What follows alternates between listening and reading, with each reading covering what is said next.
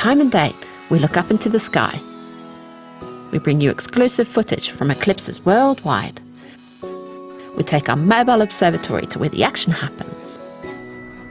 Hi, Stefan. Hi, Anna. We collaborate with experts and observatories across the globe to bring you the best view of celestial events. And we ordered the Devil's Horn just for you. Now, we have to say thank you very much for your images tonight. We explain how and show why it all happens while answering your questions during our live broadcast events. That is a meteor.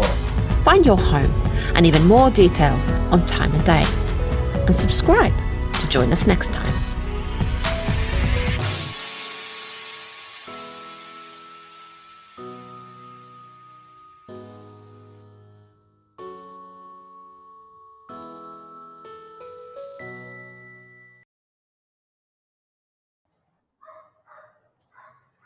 And good morning from Roswell, New Mexico.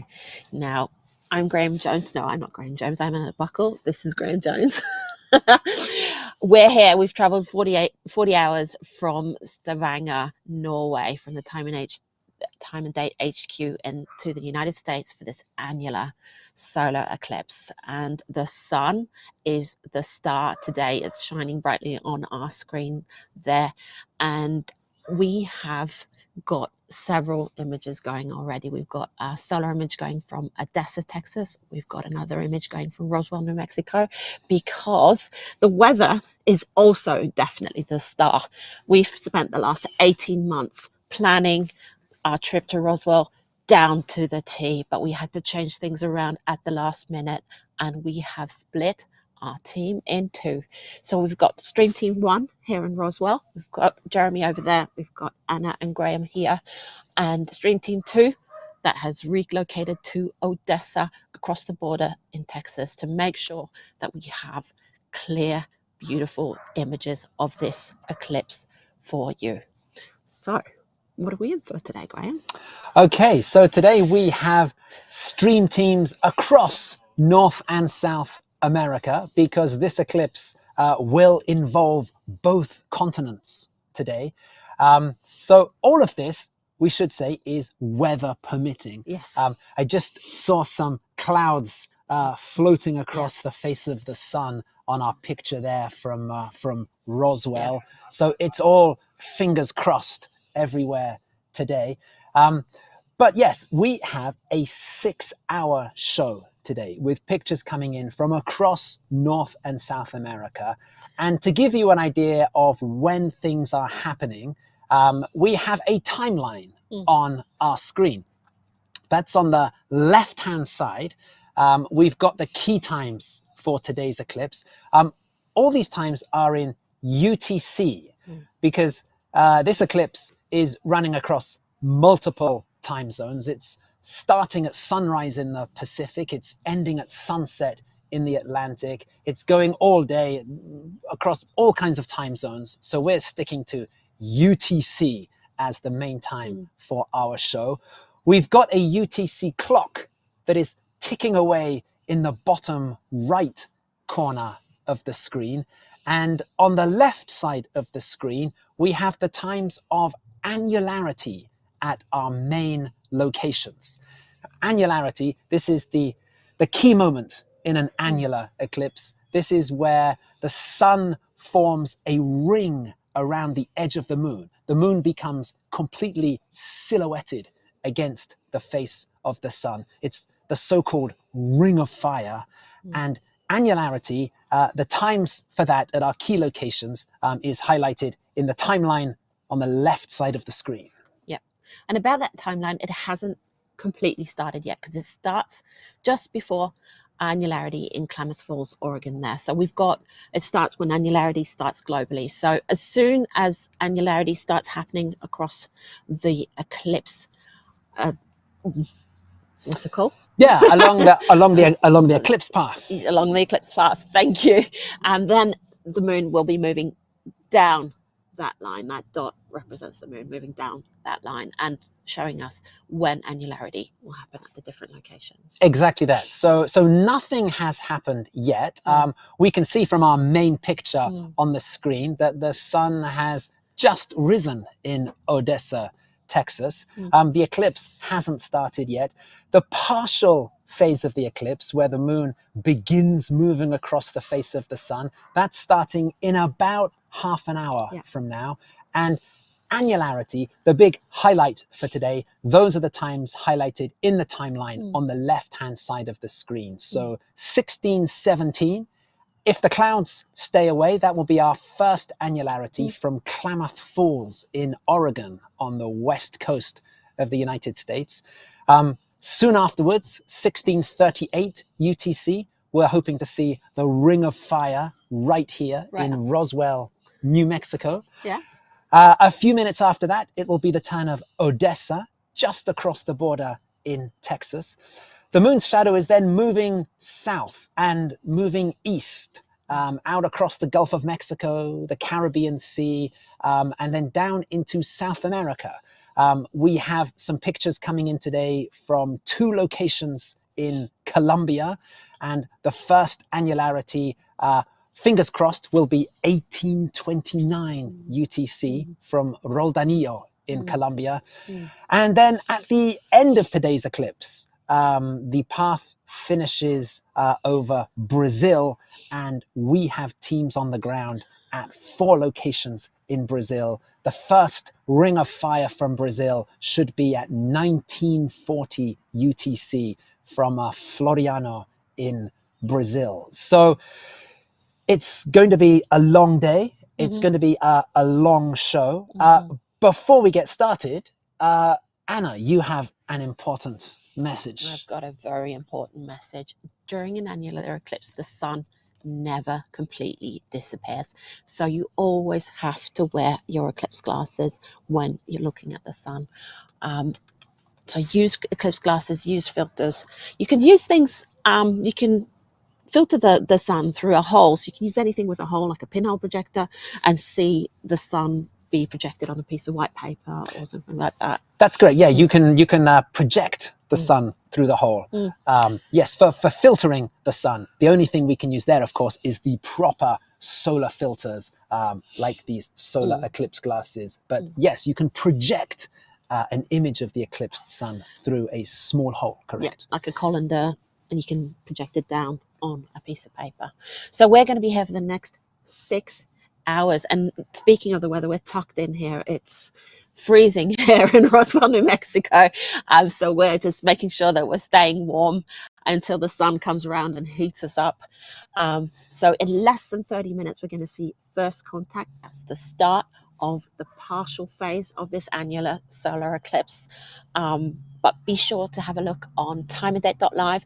There you can find our live news feed. We've got stories about the eclipse, we've got pictures, we've got lots more. And don't go anywhere. We're going to be back soon. We're going to be here for the next 6 hours, and we're going to talk about our amazing partners. We're going to talk about what happens during an annular eclipse.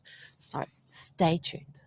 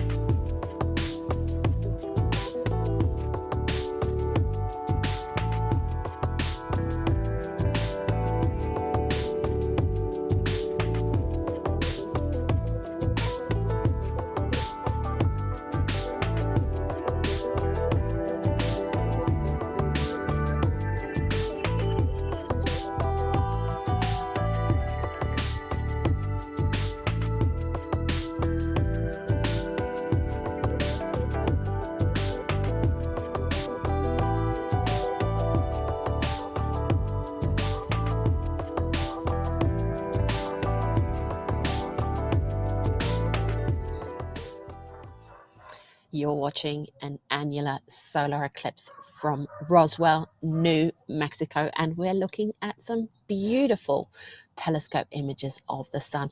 Our main image being from Roswell, New Mexico, USA. So no clouds at the moment, and we're very, very happy about that. But we did travel across the border to Odessa, Texas, and we have a beautiful telescope image of the sun there as well. And San Diego has also joined the party. So San Diego, California, they're getting a partial eclipse today. So we've got a whole sun party going on here in Roswell, New Mexico, and we're having fun with it. So we're just a few minutes away from the start of the partial phase of this eclipse. That's when the moon's disk starts eating away across the sun. So we're excited about that happening. So we've got Graham and I here. We've got and Jeremy over there manning the telescope. We've got Konstantin and Stefan in Odessa, Texas, just across the border, to make sure that we don't get clouded out anywhere, at least on our watch, right? So we've also got telescopes from our partners in North and South America that are dotted along the path of annularity. So Graham, what are we in for today? Yeah, so once again, Anna, we are really honored and privileged to be working with some very talented astronomers across North and South America today. And we can have a look at where our partners are if we bring up and have a look at the map for today's eclipse. Here it is. This is the eclipse map. The light shaded area on this map, this shows where a partial solar eclipse will be visible today. And that's pretty much all of North and South America.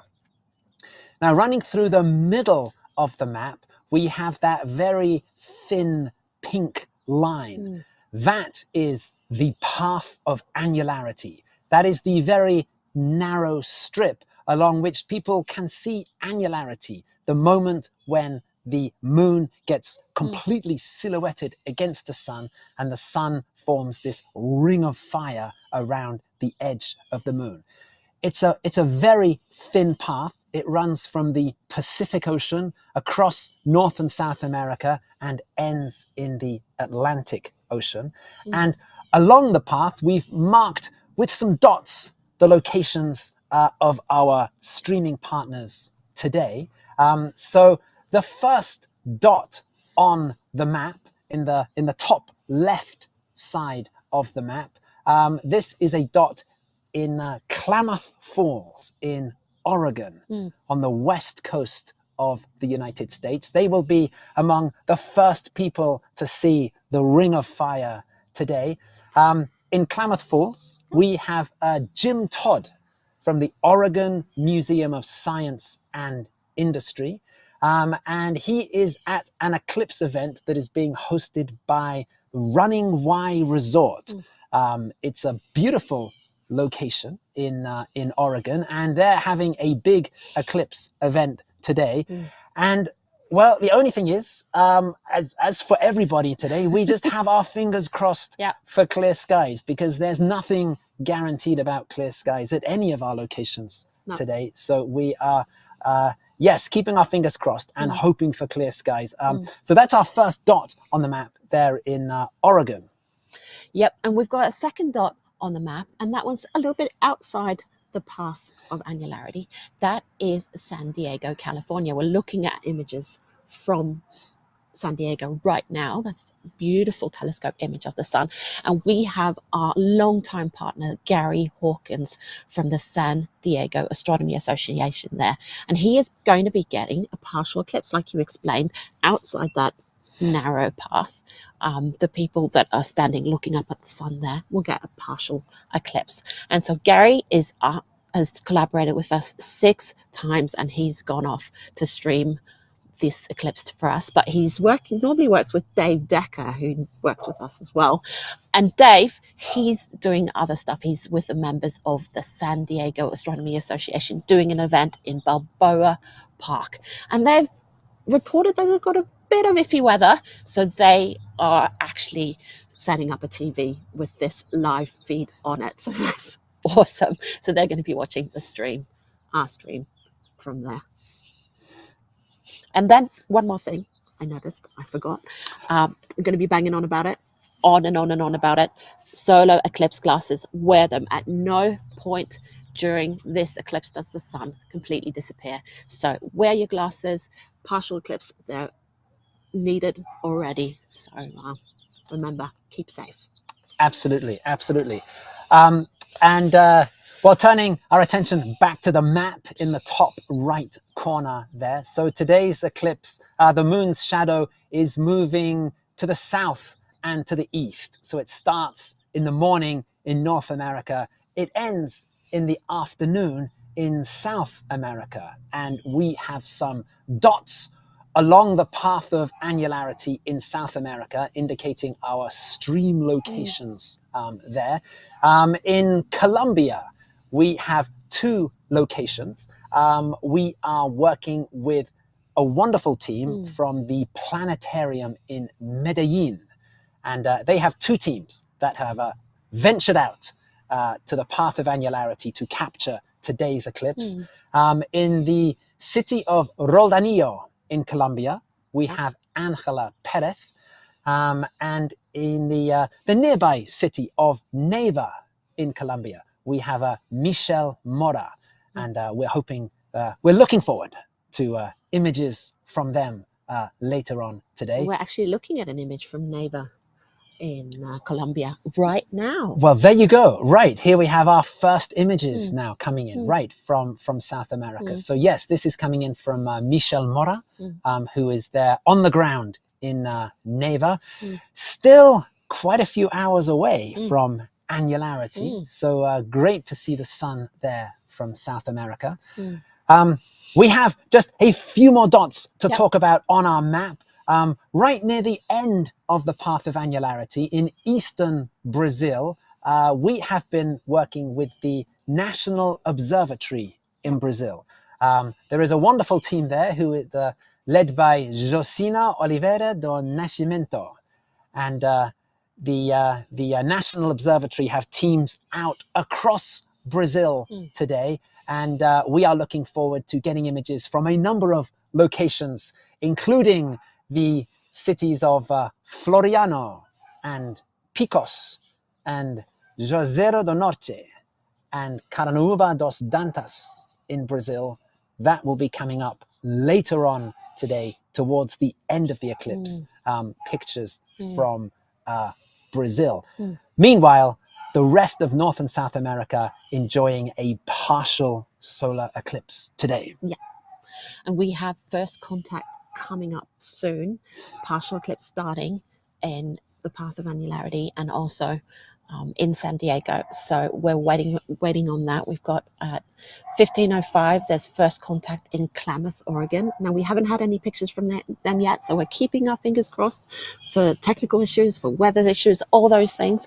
And next is San Diego at 15:09, first contact there. So you can see from the clock below us that that's not too far away, about, I don't know, I'm not very good at this, 15 minutes or so? That's 15 minutes or so, yeah. So in the meantime, make sure to check out our live news feed on Time and Date Not Live. We've got images, we've got posts, we've got information about eclipses, we've got information about our partners, about us and what we're doing, about our team here in New Mexico. So take a look there and we will be back soon.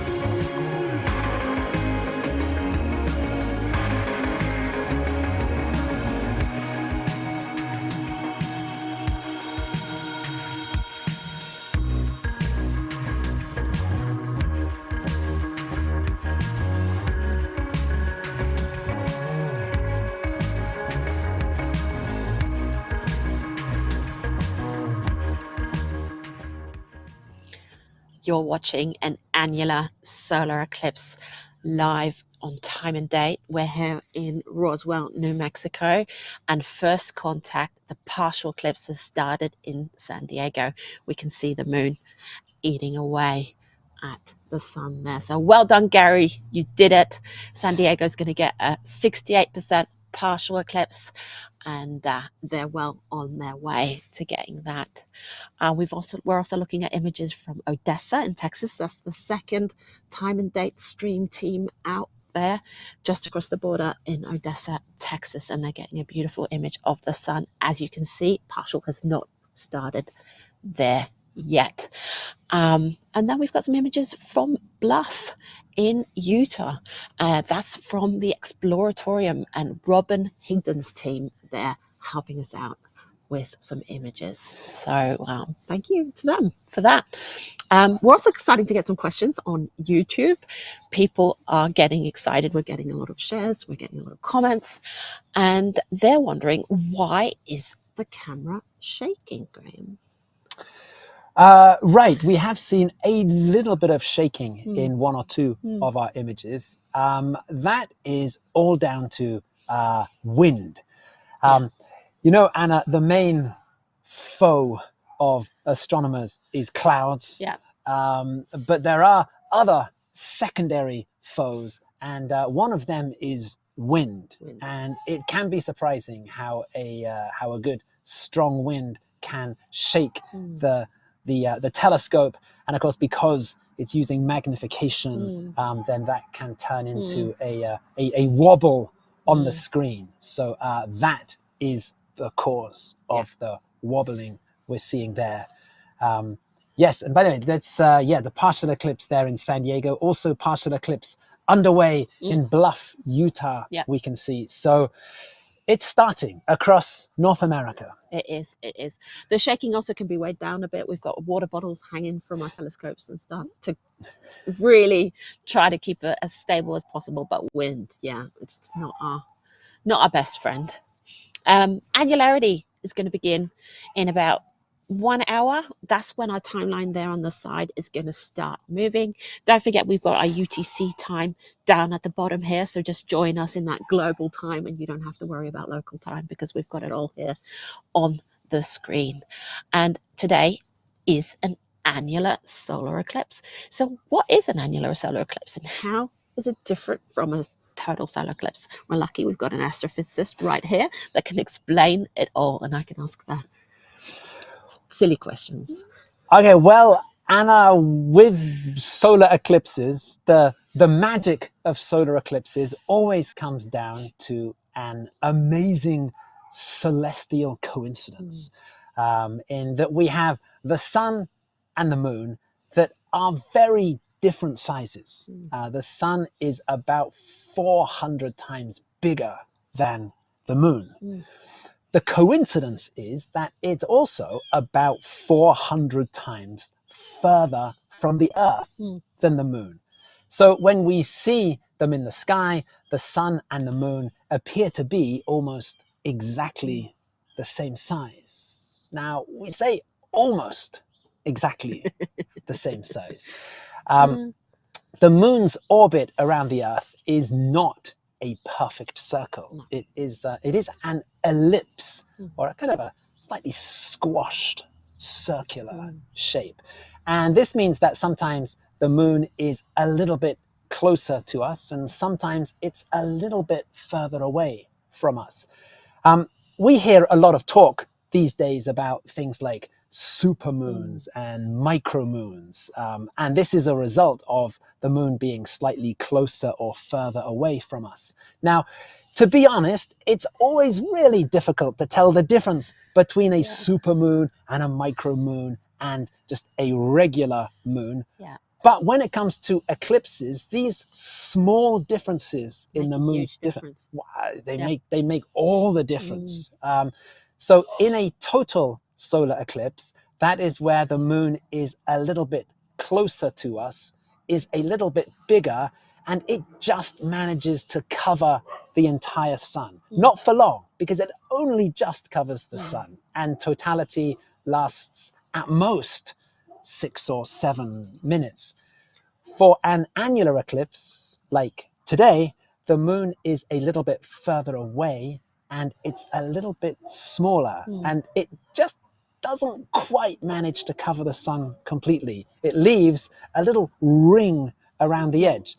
And again, the sizes are almost, are so close that, this ring is very thin and it only lasts a few minutes. For today, annularity will last 4 or 5 minutes at our various locations. So, yes, it's all to do with those very small differences in the distance from the Earth to the moon. Yeah. And so that's why we get this beautiful ring of fire. You've got the moon silhouetted against the sun. And that's why you have to keep wearing your eclipse glasses, because the brightness is so strong that you will hurt your eyes. So that's correct. An annular eclipse is a partial eclipse. Today, at most, about 90% of the sun will be covered by the moon. That remaining 10% is dazzlingly bright and extremely dangerous to look at without proper eye protection. So yes, that's why, quite rightly, Anna, you are putting out the message about eclipse glasses today. And we're still looking at these beautiful images. We've got Roswell here. We sent a team off to Odessa, Texas, but we could have just stayed everyone here. We've still got clear skies, and we've got this beautiful image coming in from Jeremy just across the way here. And we see the moon is starting to take a bite out of the sun from the top. Now in San Diego, it's kind of coming from the side, from the right hand side, and Bluff, it seems like it's even further down. Why is that, Graham? Yeah, so here we're looking at the sun from different places in North America. So we're getting a slightly different angle on this eclipse. Yes, we're seeing this bite is happening at slightly different places on the disk of the sun. We're also seeing that the sun has got slightly different colors in all of these feeds. Of course, it's the same sun we're looking at, but all of our partners today are using different kinds of telescopes. They're using different kinds of filters, different kinds of equipment. And this is giving the sun different shadings in these images coming in from our various locations. So we're excited. We've got all these beautiful sun images. The clouds are staying away. I'm still keeping my fingers crossed. We're still an hour out from annularity. First contact is already happened, and we will be back very soon. Take a look at timeanddate.live. There's images there. There's reactions on social media. There's pictures. There's articles about what an annular eclipse is. You can read more about annular eclipses and why they happen. So don't go anywhere. We will be back soon.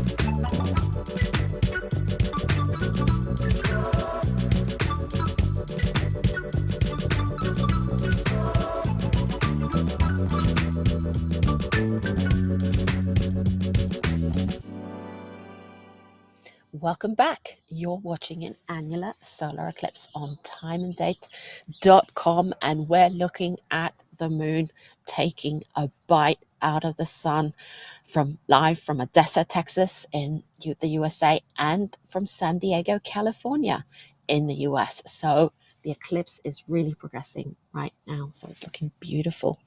And we have someone special with us. We've got Ángela Pérez. She's in Ronaldinho, yep, Colombia, and she is the astronomy coordinator at the planetarium and president of the Colombian Astronomy Network in Colombia. So let's bring her up on the screen. And there she is. Hello, Graham, and hello, everyone. Hey, hello, good morning, Ángela, and thank you very much for joining us on Time and Date. Thank you, Graham, and thank you very much for Time and Day to allow us to be here with you, sharing this special day. Because for Colombians, we are very happy to see the sky, the sun with the moon, and we are very excited. Wow, that's fantastic. And thank you for sending us telescope images there from Colombia today.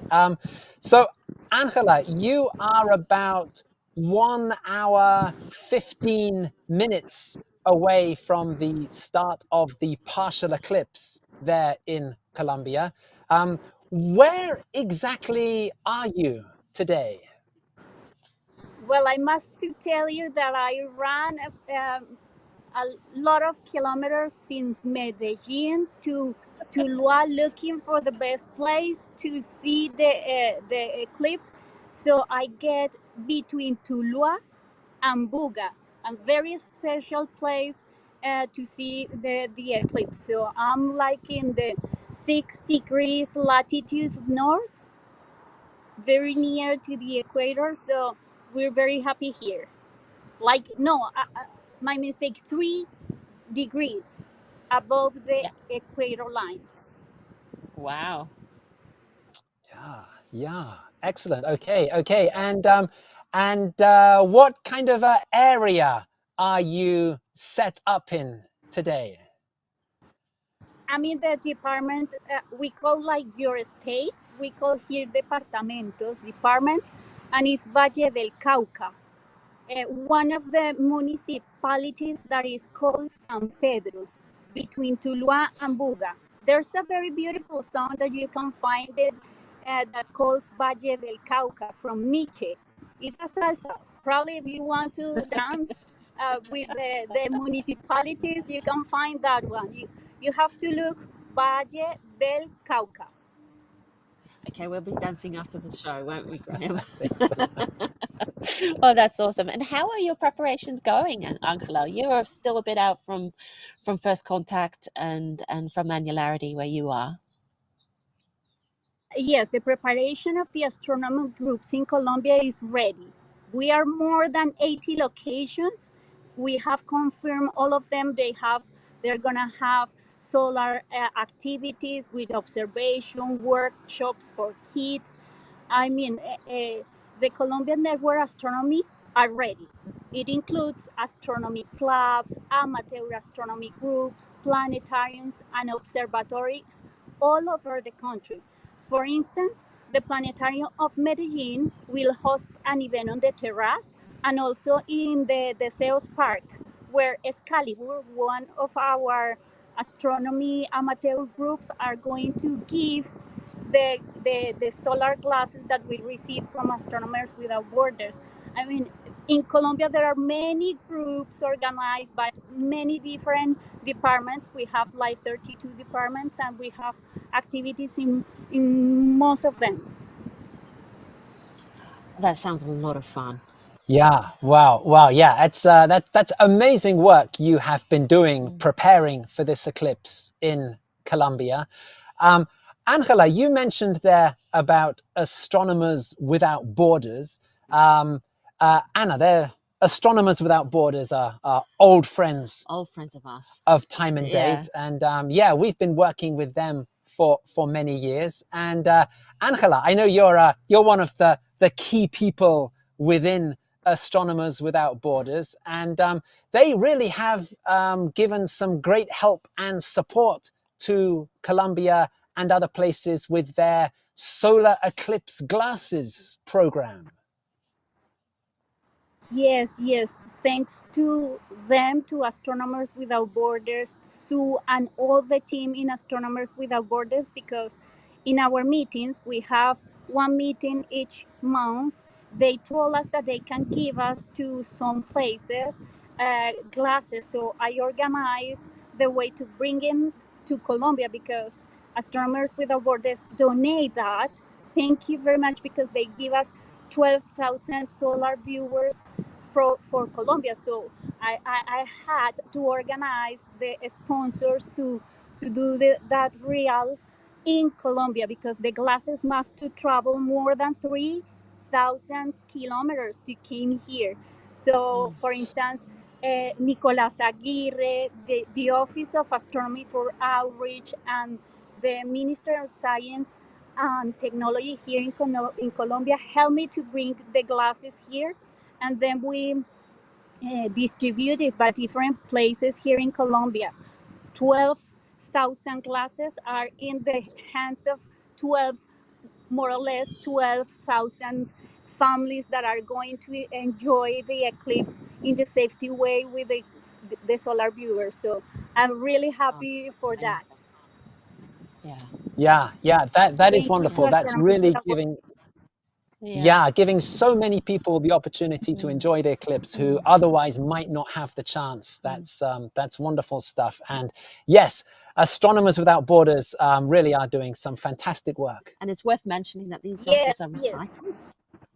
These glasses are from the 2017 eclipse in here in the US, and they have been vetted and cleaned and made sure that they're safe before they've been sent to Colombia. So that's pretty amazing that things are being reused as well. Absolutely, yes. And you've been working with Astronomers Without Borders in preparing people in Colombia for the eclipse as well, Angela. Yes, we prepared trying to teach them how they can make cajas, boxes for the secure observation as well, how to use the glasses, how they can, for instance, make different type of filters. Look what we did with some materials, of course, with a safe ISO filter. They can use something like that to also cover all the face. Many different activities, also where to go to see the annularity if they want to move the city from city. It was very nice. And also, because I went to Houston this year, like on March, I found there to Rachel, and with her I was talking to the eclipse, because I wanted to have a map for blind people, and NASA and Cassandra helped me to do the map for Central America and South America, and NASA give us the opportunity to have the map here in Colombia. So we also distributed that map in order to let the blind people to see the or to feel the configuration of the eclipse. And now I hope many blind people is ready to feel the sense of an eclipse. So because today is a very special day. These are the boxes Absolutely. we did. Okay. Awesome. Yeah, Awesome. that's fantastic. That's fantastic. And well, hey, Angela, you have just over 1 hour until the partial eclipse starts with you. So we are going to let you carry on with your preparations and carry on getting ready for this. Thank you very much for taking the time to talk with us this morning, Angela. Thank you, Graham. Thank you very much. I'm really happy to meeting you, to meet all your team, the team of Time and Date. We're really happy. Anytime you want to come to Colombia, don't hesitate. I will be ready for you here to teach you our planetarium in Medellin and our country. It's amazing. Thank you so much, Ángela. Now, we have been looking at pictures from Ángela's pictures from Roldanillo, just above her there while we were talking to her. We're looking at beautiful pictures from Roswell, New Mexico, and from Odessa, Texas. We've got the sun being covered by the moon. Moon's really taking the chunk out of the sun right now. So take a look at timeanddate.live. There we have more information about the eclipse, about what's happening, what's coming up, about the timings. So go and have a look there. And we are going to be back here as well soon.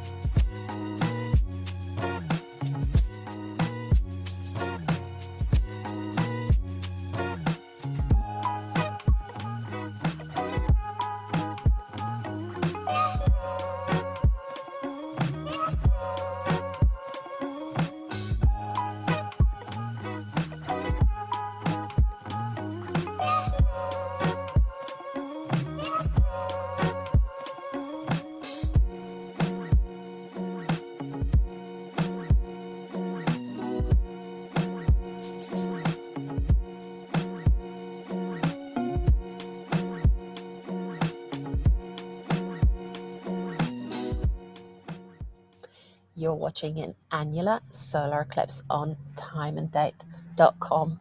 I am Anna Buckle. This is Graham Jones, and we've been at it for an hour and a half now, and we still have, let me do my math, 4.5 hours to go. Yes. So we're still in for a long run. We're still in the partial phase of this eclipse. We're still 17 minutes, 15 minutes out of like first annularity that we hopefully will be seeing from Klamath Falls in Oregon. We're looking at some gorgeous pictures here from San Diego, California, USA. They're going to have a partial eclipse there, 68% partial. What do you reckon? Are they closing in? Yes, we are approaching maximum eclipse in San Diego.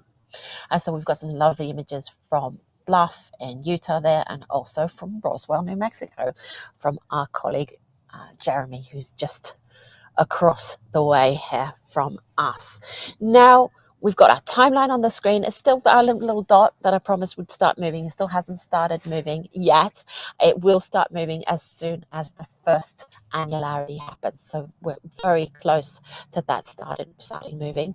We're also going to have a map that's going to pop up when we're off the screen. It's going to pop up in the corner where we are. That will show the path of the eclipse and the speed it's going at and where the annularity is at that moment. So that's going to be really helpful for our viewers. And first to see annularity is Klamath Falls in Oregon. We've got our fingers crossed for Jim there. So far we've seen some tries. There's a lot of clouds. He's there at the Running Y Resort at Klamath Falls, and we're hoping we're going to get a little bit of annularity from him. I'm sure he's quite frantically trying to get this going for everyone back there. So the moon shadow is racing across North America. Annularity will happen quite soon, and in Roswell and Odessa they will actually overlap just a little bit, so we're excited about that, and it just shows how fast the moon's shadow is moving, Graham. Right. So far today, all that we've seen is the moon's penumbral shadow.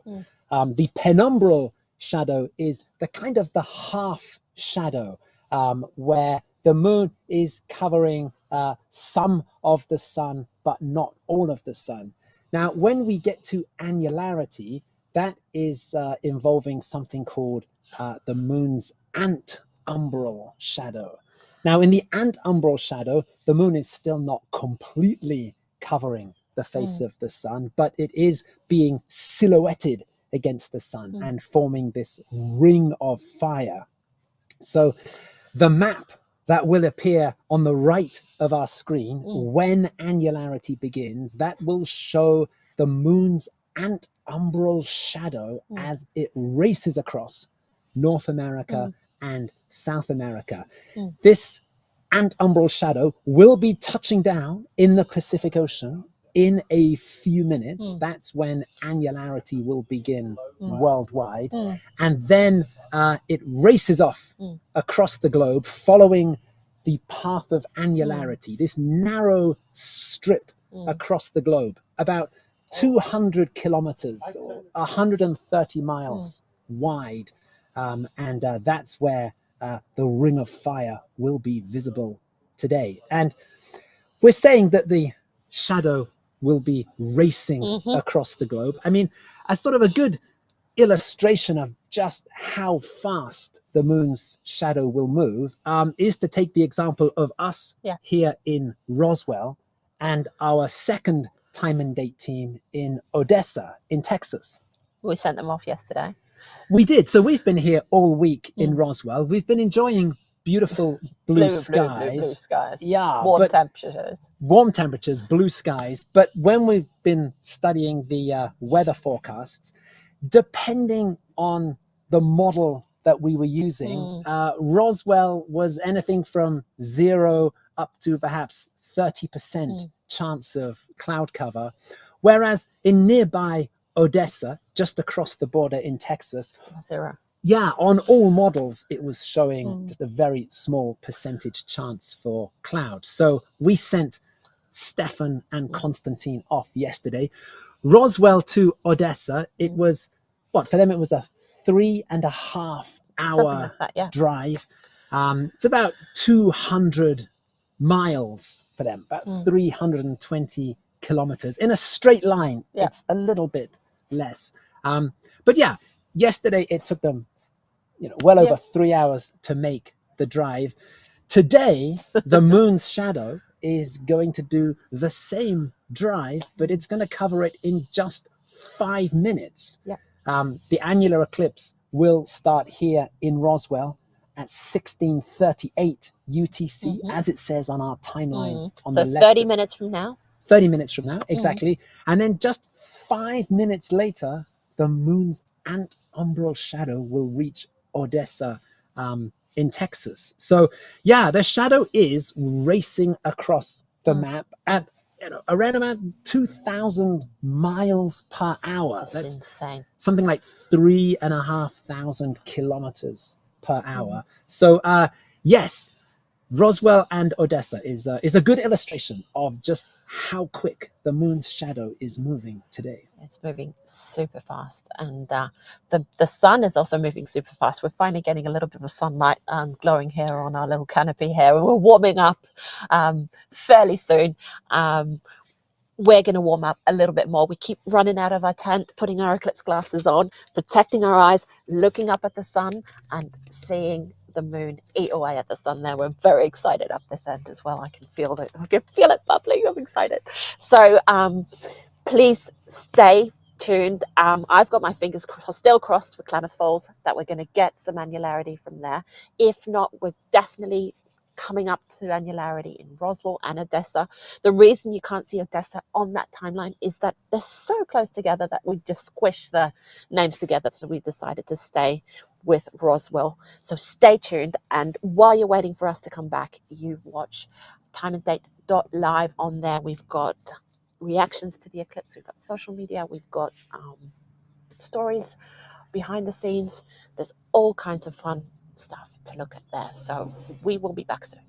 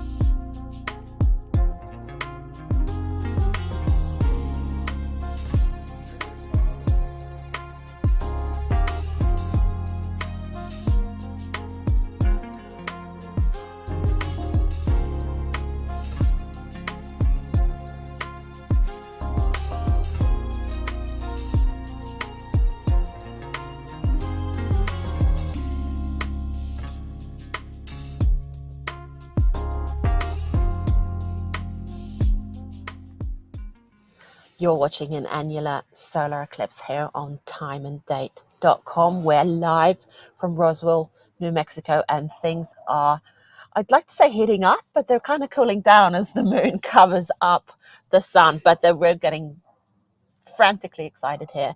And I'm thinking they're super frantic up in Oregon in Klamath Falls, because we've been peeking behind the scenes at some images and they're struggling a bit. They're having some technical issues, but they should be able to be watching. They're probably wearing their eclipse glasses, looking at the annular eclipse, annularity, just as we're speaking here, because yes, they do.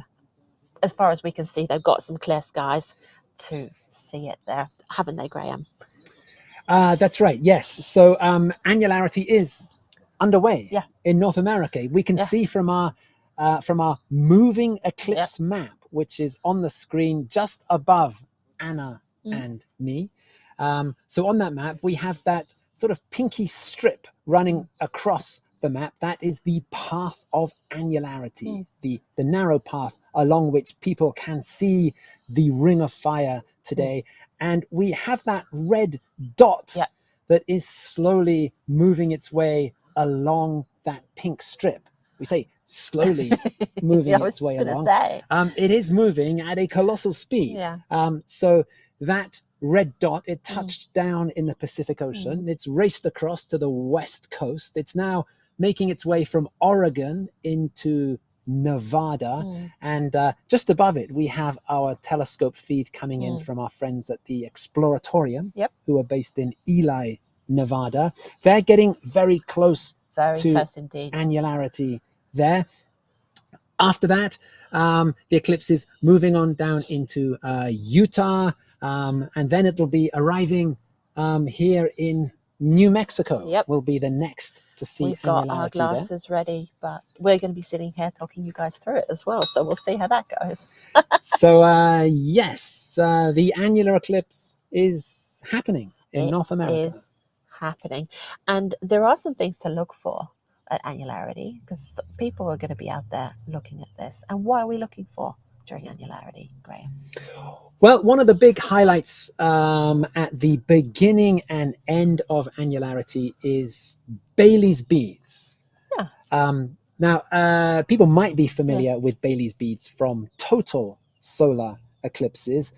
This is where little beads of sunlight can be seen streaming through valleys on the edge of the moon's surface. The difference between a total eclipse and an annular eclipse is that in a total eclipse, these beads can be seen on the leading edge of the moon at the start of totality as it crosses the final bit of the sun.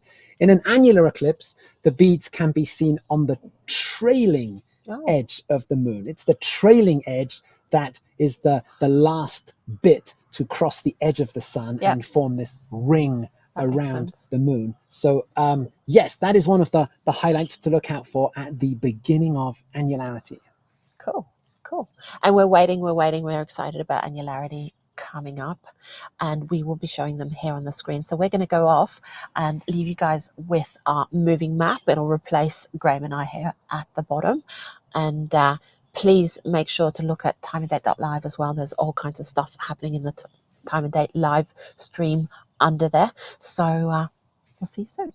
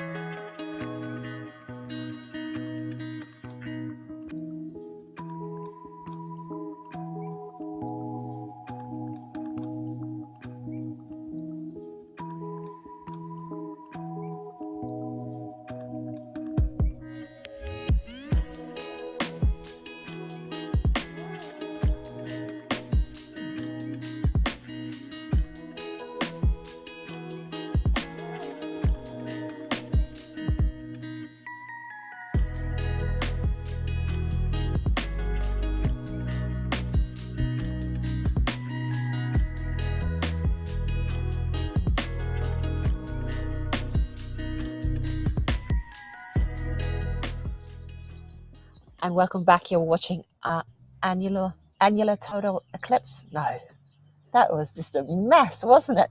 Annular solar eclipse. We've been frantically working in the background here. We've had problems both in Odessa and here in Roswell. Images fallen out, and we've been crazy scrambling to get things going. So there you go. That crazy scrambling gets my mouth scrambling too. We're seeing the light levels go down here. We're seeing the shadows on the ground change into little crescent shapes. You can really feel like that the excitement is in the air and things are changing. Absolutely. And we can see on the screen the cause of all of this. Yeah. It is because we are just moments away from Annularity and the Ring of Fire here in New Mexico. Yeah. So the moon has been working its way across the face of the sun for the last hour and a half or so. And we are now just in the final moments before the trailing edge of the moon at the top of the screen here moves across the edge of the sun, and the sun will form a complete ring around the edge of the moon. That is Annularity, the Ring of Fire. That is the big highlight for today. It is, and we're hoping to see some Bailey's beads there on the trailing edge of that image.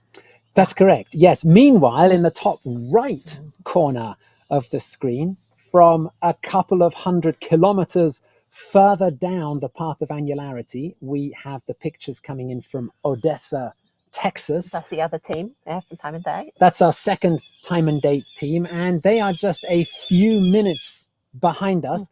Ooh, the birds are going a bit crazy. They are. I don't know if you could hear the squawking of the birds there. The light levels are really starting to go down here now in Roswell. It really is like evening is coming in. The temperature is dropping. It's dropping. I'm really feeling that on my skin. A big drop in temperature here. And yes, keeping an eye on the screen, we can see that the edges of the sun there at the top of the screen, those two horns of the sun, they are working their way towards each other, getting closer and closer, and they will very soon be touching and forming a ring. Just as they touch, that's when we may get the opportunity to see these Bailey's beads. That's the very final little bits of sun before it forms that complete ring, shining through little valleys on the edge of the moon's surface. You can see there on our timeline, we've moved through Klamath Falls. The moon's moving through, projecting its antumbra, its shadow, onto us to produce this annular eclipse. Yeah. And I could just hear here on my air, I got interrupted by Gus in our studio back in Stavanger HQ. Camera is being adjusted in order to get the proper annularity here in Roswell. So hopefully, I'm crossing my fingers now. We've been looking at Jeremy sorting things out here in the background. And wow, there it is. There it is. And let's pay attention to this because it's close. And there it is. That is the start of Annularity here in Roswell, New Mexico. The sun has formed this complete ring around the edge of the moon. That is the entire moon silhouetted against the face of the sun.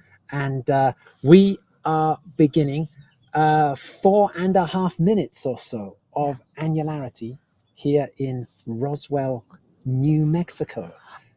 Yeah, and as we said, this shadow is moving so fast at the moment, and this annularity here in Roswell will overlap with annularity in Odessa, wouldn't it?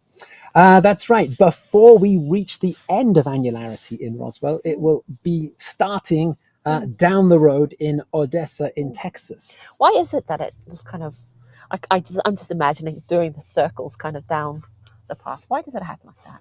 Well, we can really see that from that moving eclipse map that we have on the right side of the screen there. That bright red dot in the middle of the map, that is the moon's antumbral shadow. That's what's causing this ring of fire. At the moment, the middle of that dot is more or less over Roswell. Roswell is about 30 kilometers or about 17 miles off the very center line of the path of Annularity. So that's where we are now, almost in the very center of that dot. As the dot moves off Roswell on that map, it is already moved into Texas at the other end of that dot. So Annularity is starting in Odessa at the same time that Annularity is finishing here in Roswell. And we are round about the middle of the eclipse here.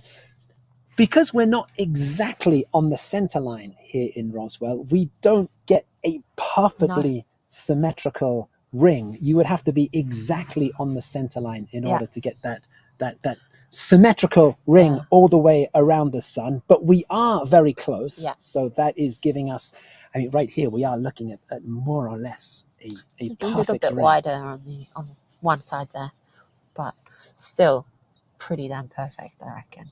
That's correct. That's correct. And this is just a great reminder that the sun and the moon and everything in the sky is always in motion. It's always moving. We very rarely get to actually see things moving in the sky because it's such a slow and subtle movement. But here, over the course of 4.5 minutes, we can, of course, clearly see the moon moving relative to the sun.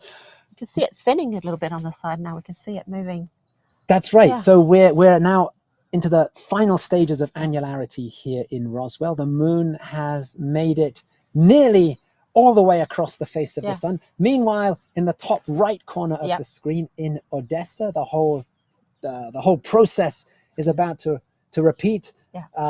We are getting very close to the start of Annularity there in Odessa. That the two horns of the sun are going to meet again. That's right. Once again, they're getting closer and closer. So yeah, we're looking. We're going to let Gus know to switch the images around. We're hoping to get that to happen quite soon, right?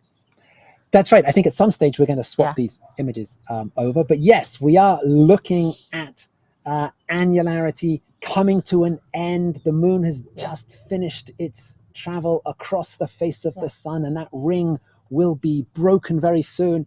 Meanwhile, at the same time, in nearby Odessa, Texas, there you go.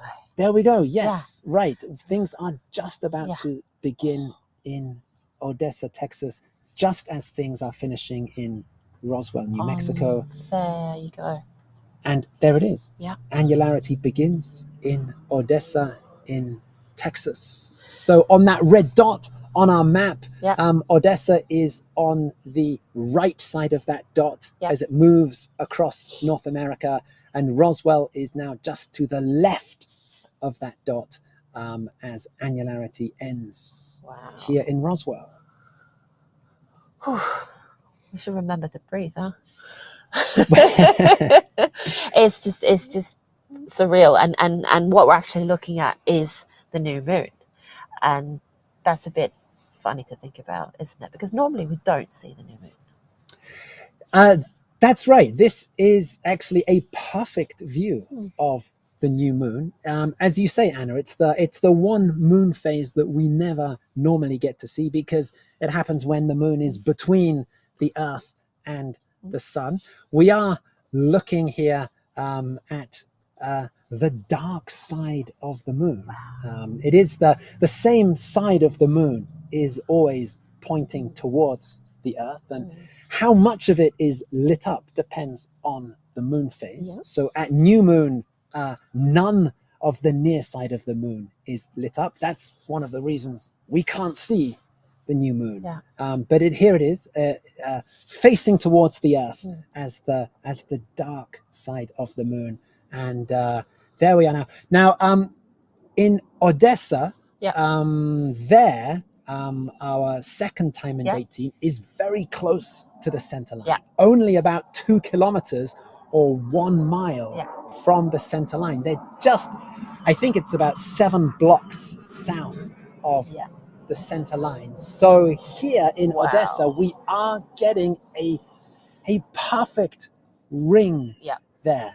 That is really a perfect ring of fire. It is for sure. And we've got two rings. That doesn't mean there's two rings of fire in the sky in Odessa, but we have two telescopes pointed at the sun and the moon at this time, so we get two different views of it.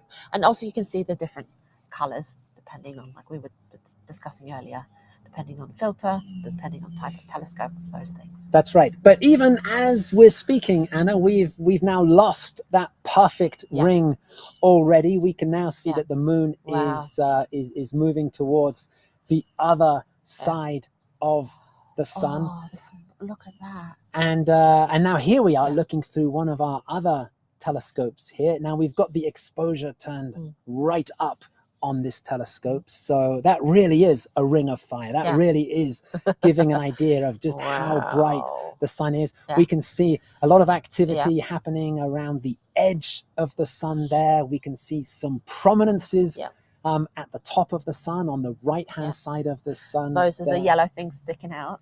That's right. That is plasma from the sun being flung out in loops around the edge of the sun. And they have a bit of wind there. You can see it shaking around a bit. Yes, we can. Yeah. Yes, we can. Yes. This is... Oh, okay. We just got told on our air again that Stefan in our team in Odessa is manually controlling this telescope in order to get us these images at the moment. So he's overriding all our mounts and our solar following equipment to get us these images.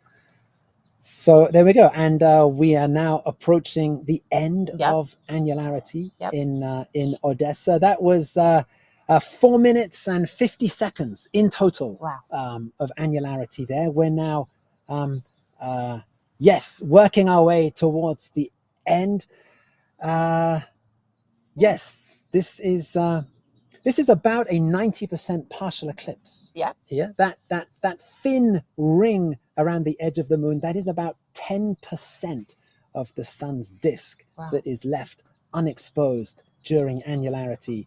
This is my cue. Eclipse glasses. 10% sunlight doesn't sound like a lot. Absolutely. Now, I think at the bottom of the screen there, Bailey's beads. As the leading edge of the moon starts to break that ring, we're seeing the ring break up into small beads of light. That is Bailey's beads. That's because the edge of the moon is not a perfectly smooth circle.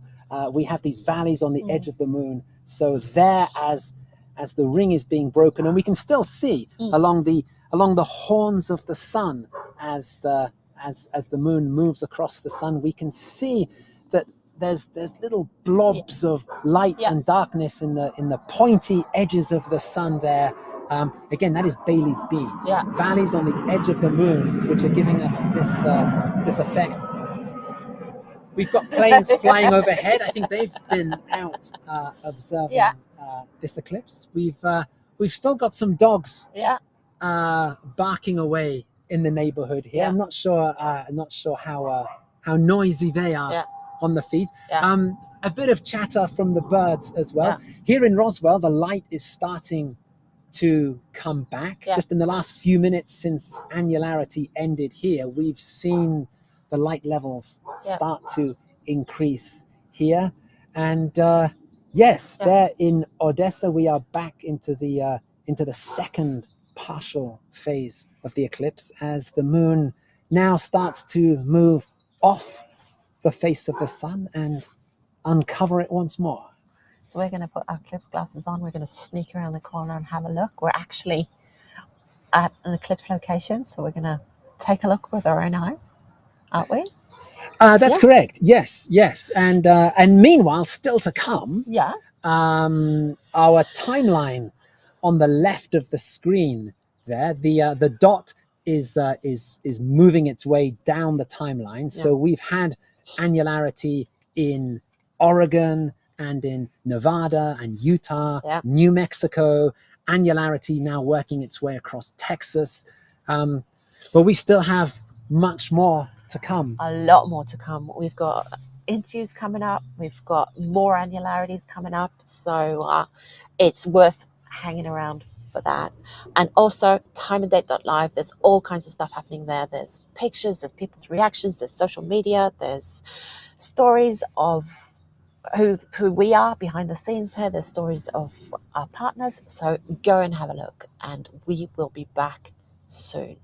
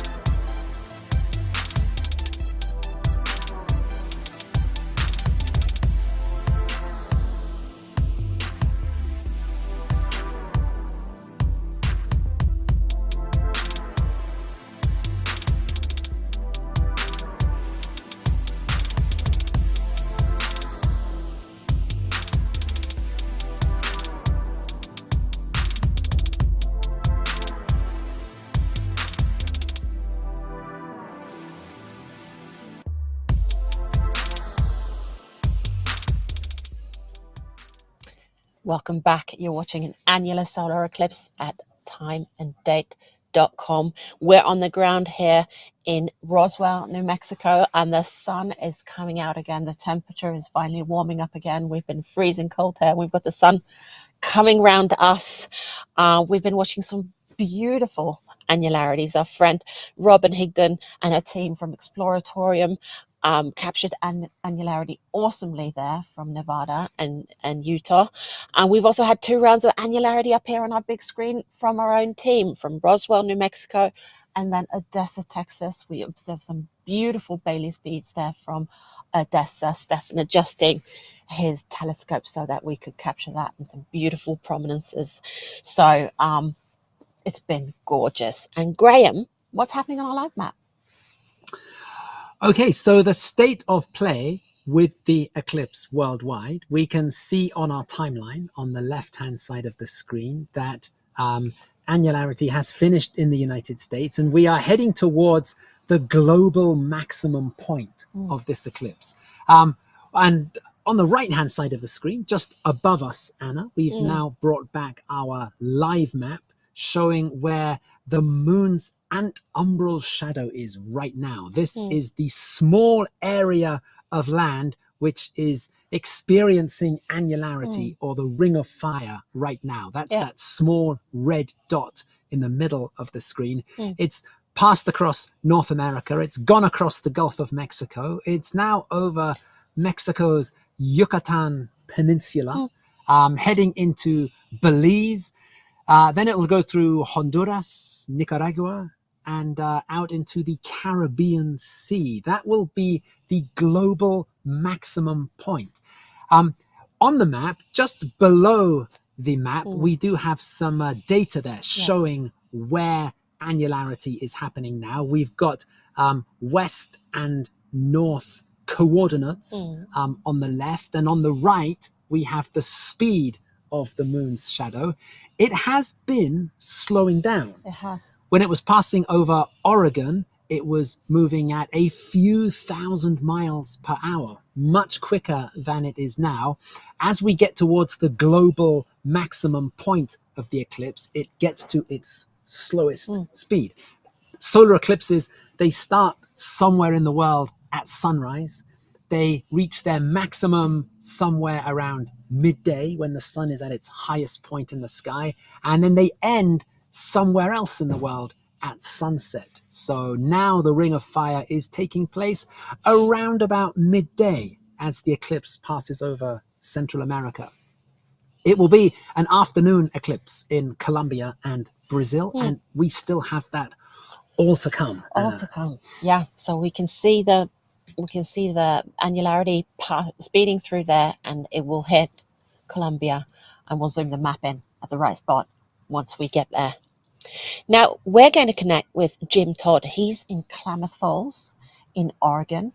He was struggling behind the scenes to get the pictures up, and I'm hoping that he got to see the annularity for himself. Now, he's the director of the Oregon Museum of Science and Industry in Portland, Oregon, and he's at the Running Y Resort in Klamath Falls. They're hosting him there, so they've got a whole party going on in the background, we've been told. So we'll get Jim up on the screen and we'll have a chat with him. Hey. Hi, Jim. You look nice and relaxed. Well, what a show we had here. It was just absolutely gorgeous.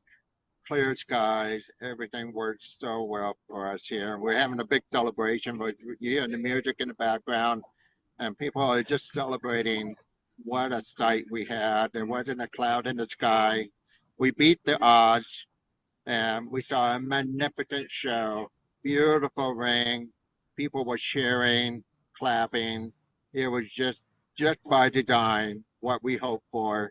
And we couldn't be more happier than the turnout. We had several hundred people here, and it was just music to my ears to hear the people cheering and what have you. But we had a great show here. So we got very lucky break. Could see the clouds are moving in behind me. It's just now starting to cover up. So the timing was perfect. As I told Graham, we beat the odds. we got it today. Absolutely. Wow. Well, congratulations Yeah. to everyone there, Jim. Yeah. That's wonderful news. You guys were the first to see Annularity anywhere in the world today, so that's terrific. You're at a place called the Running Y Resort there in Klamath Falls. Could you just tell us a little bit more about where exactly you are today, Jim? Yeah, we're in the southeast corner of Oregon. We're just a few miles north of the California border. We are actually east of Crater Lake, and we're in what we call the rain shadow of the Cascades, which was beneficial for us, being able to get this wonderful sky that we had today. And so Running Y Resort, it's a beautiful resort with the golf course and everything. It was a setting for today, and we couldn't be more happier. And we had a viewing up at OMSI in Portland. We had nearly 1,000 people watching day and time, Wow. time and date on the screen. And so they were able to watch the event up there as well as down here. Oh, that sounds really great. And you told us a little bit about how it was at Annularity, but how was Annularity for you, Jim? I'm sorry, say that again, Ann. How was Annularity for you? How was it to finally see the Ring of Fire? It was just spectacular. I mean, it was clear, it was clean. It's a huge prominence that we saw on the hydrogen alpha. It's a huge prominence. We got a line tilt on the hydrogen alpha telescope, looking at that beautiful prominence that we're seeing on the sun. So this is my third annular eclipse, but this one is Wow. was a show dealer because it was so clean. Wow. Ah, that's fantastic. Wow. What an experience. And Jim, when you're not chasing eclipses and when you're not helping explain things to people who are seeing annular eclipses, your day job is at the Oregon Museum of Science and Industry, and you do a whole great set of outreach and science communication work there. Could you just tell us a little bit about what the museum does for reaching out to the public? Well, this is one to do that we go out to the communities and create the partnership and what have you, that we go to events that are happening in our own backyard. And so we do everything we can to promote the event, whether it's going to be at OMSI or in the state of Oregon. We try to go out there and offer the programming that we have because we have quite a following here in the state of Oregon. And the reason for that is that they expect us to do these kind of program offering, and they look to us. And we find every way that we can to promote and provide the unique science education that is involved in the eclipse. Now, after today, I heard so many people say, "What's next, Jim? Where are you going to be next?" And so that's great for us. And we have a unique partnership throughout the state with other astronomy clubs and what have you. So this is one of the highlights for me, both personally and professionally, that we get to do these kind of things, and there's nothing like it. That when we get people so excited about science, so get so excited about the eclipses. No wonder that we have millions of eclipse chasers. We had it in 2017. Now we have 2023. I tell you, the crowd is getting big right now, Graham. It sure is. Yeah, excellent. Great stuff. Jim, we know that there's a party started up there in Oregon. So we're going to let you get back to celebrating today's eclipse. Thank you very much again for joining us today. Thank you, Jim. Absolutely. It's a great pleasure working with you guys. And this won't be the last. I look forward to doing more things with you two again and again in the future. So let's look on the calendar and let's find out what we could do next. Yeah, absolutely.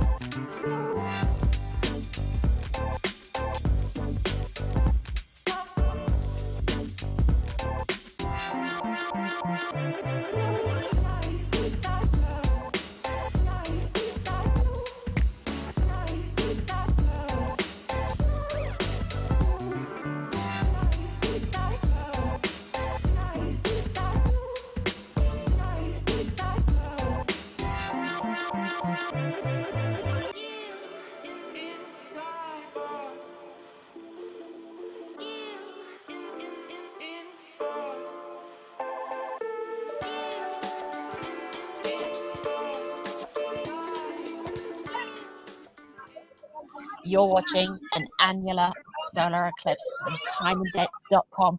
We're on the ground in Roswell, New Mexico, in the United States. And at the viewing spots around here in Roswell, I'm sure that they're getting ready to party. The eclipse is almost over, but is definitely not over here, is it, Graham? No, it's really getting close to finishing here. We can see on the screen in nearby Odessa, Texas, only a tiny bit of partial eclipse left there until things have finished. But worldwide, we are only halfway through this eclipse. If we take a look at our timeline on the left-hand side of the screen, we can see that maximum eclipse worldwide was at 17:59 UTC. That was just 3 minutes ago.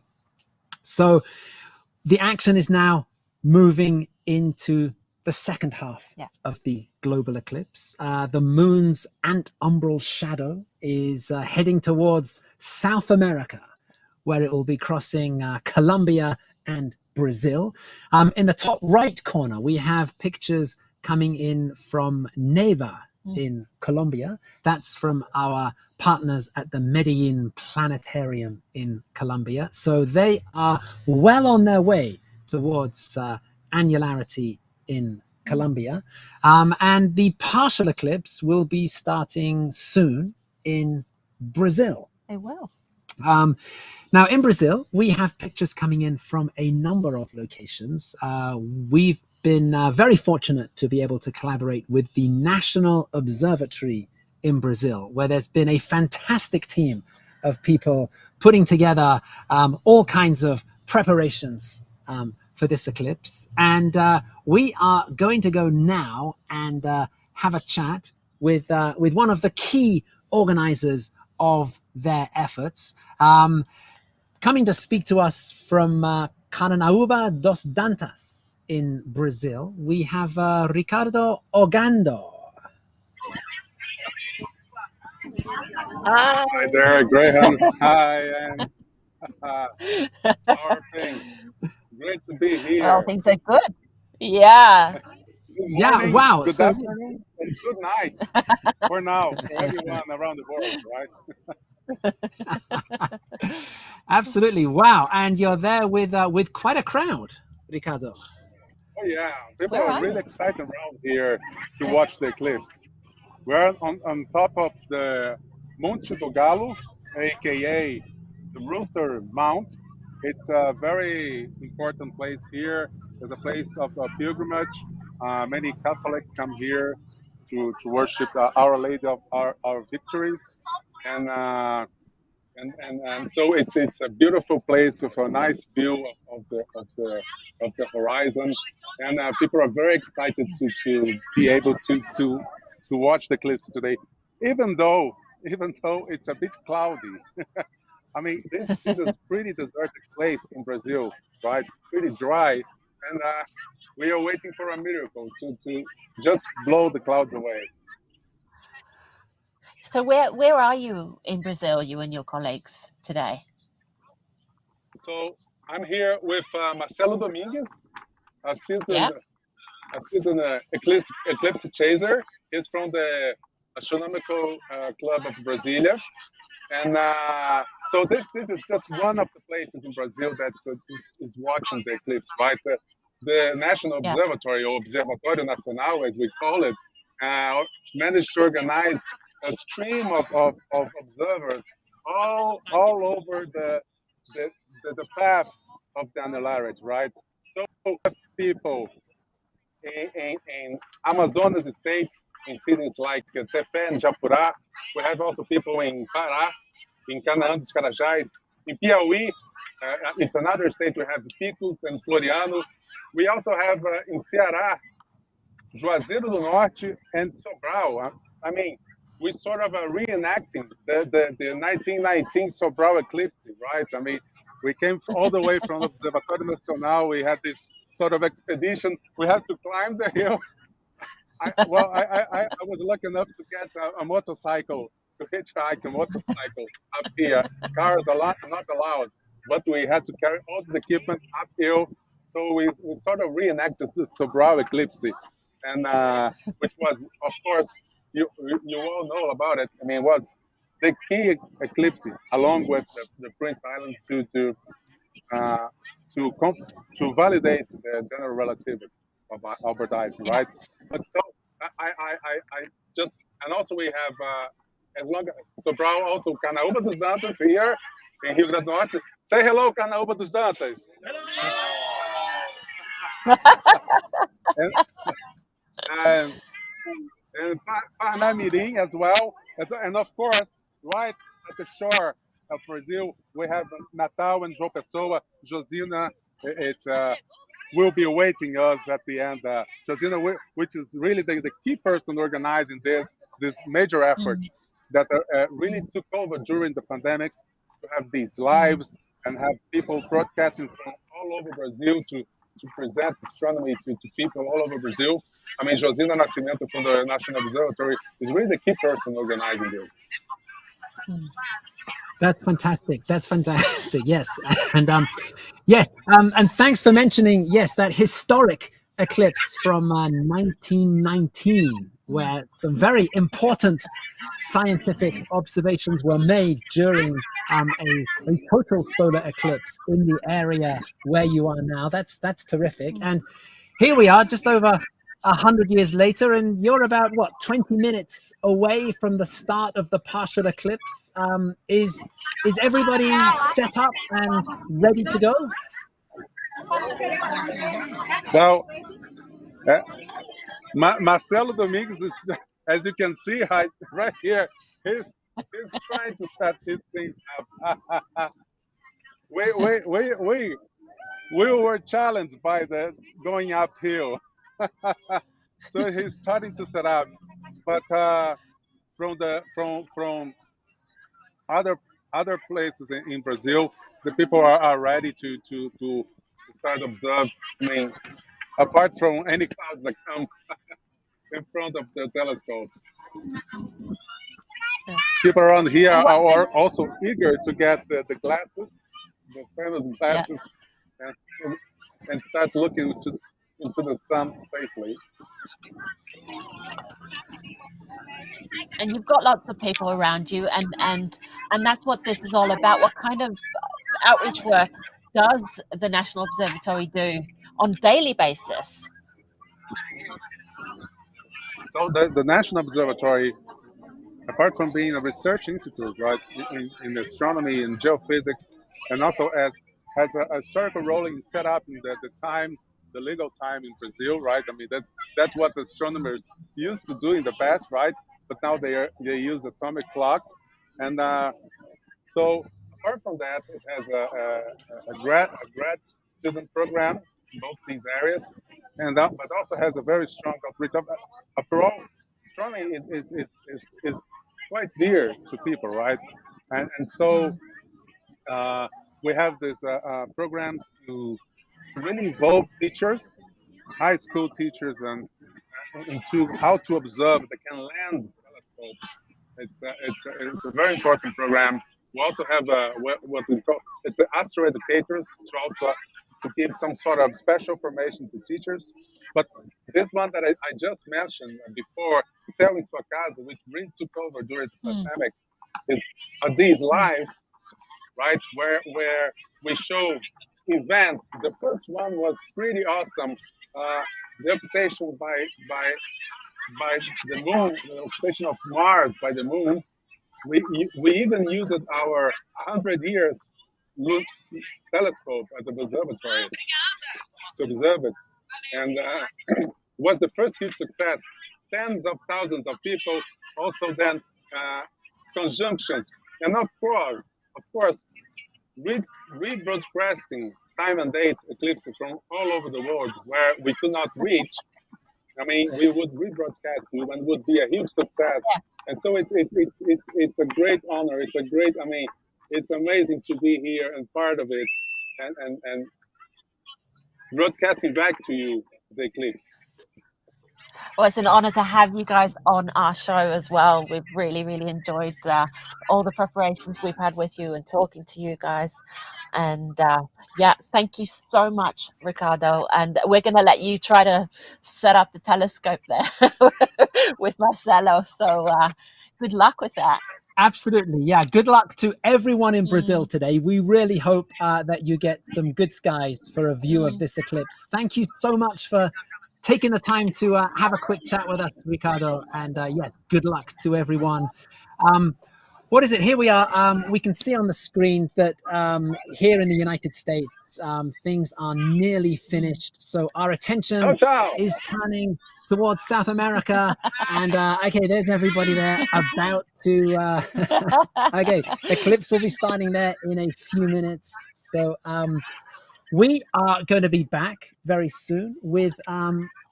We hope a lot of eclipse action from Colombia and Brazil. So don't forget to check out all our resources, all of our updates on timeanddate.live. Don't forget to subscribe to our YouTube channel, and we will be back with you very shortly.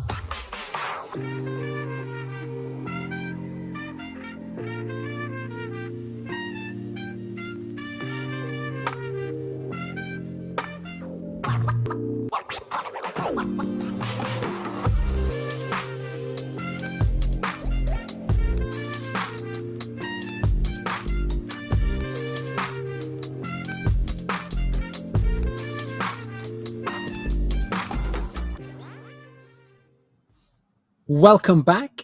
You are watching the annular solar eclipse of October 2023 here on Time and Date.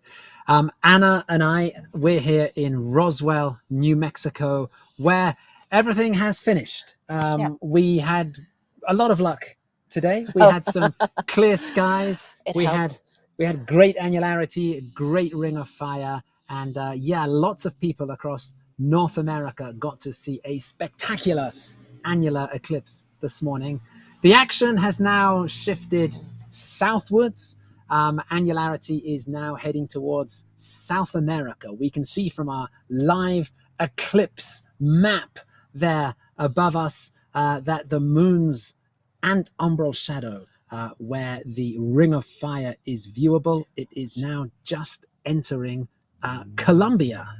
Anna. Yeah, and we've got Neighbor Colombia here up on the big screen, and if I didn't know better, it looks like a crescent moon, but it's not. It is the new moon eating its way across the sun there in Neighbor Colombia.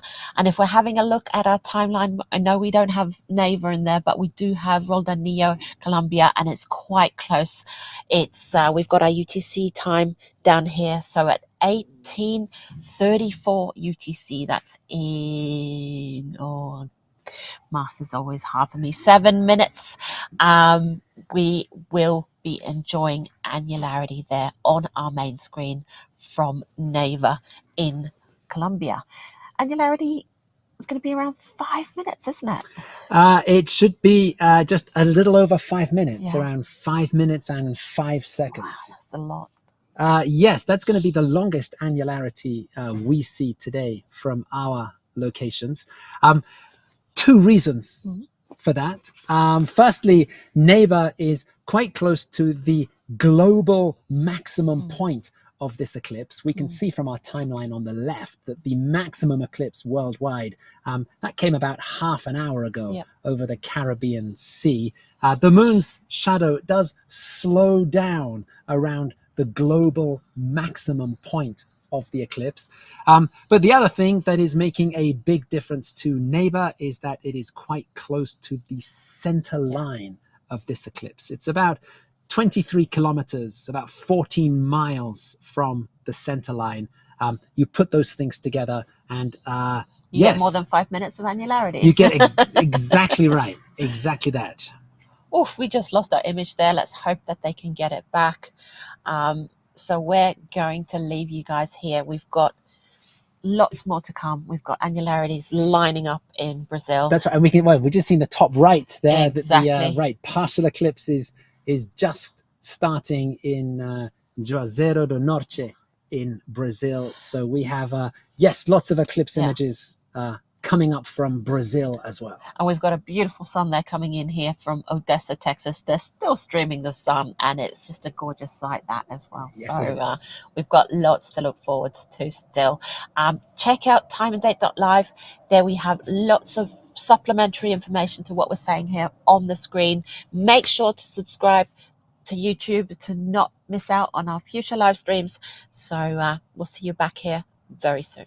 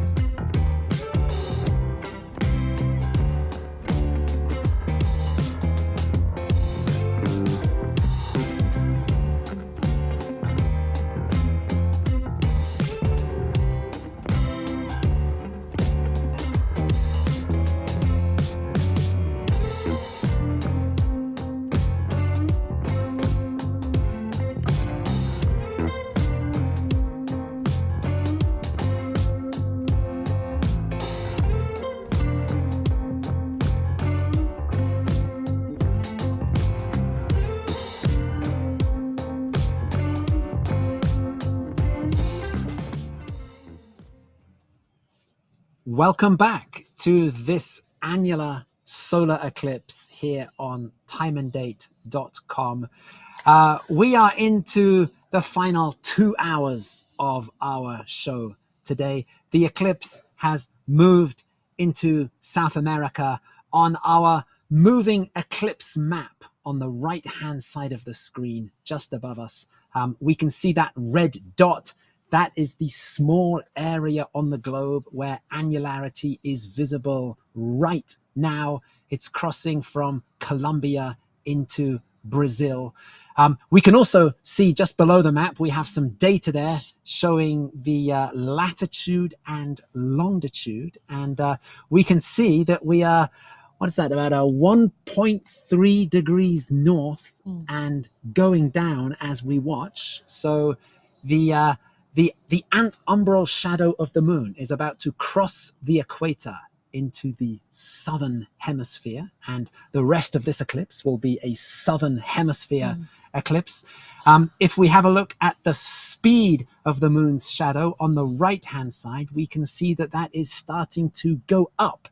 As the shadow gets towards the end of the eclipse, towards the end of the path of annularity, it accelerates to incredibly high speeds as the eclipse draws to an end at sunset in Brazil. That's going to be around about a couple of hours from now. Now, on our screen, we have just been looking at over 5 minutes of annularity that came to us from the city of Neiva in Brazil. And well, Anna, how was annularity in Neiva? Oh, that was intense. We were cheering on in the background here for our friend Michelle.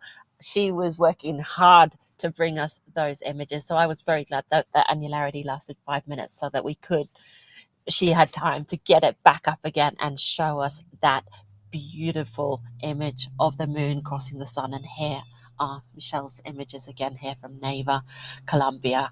And wow, it's still looking awesome.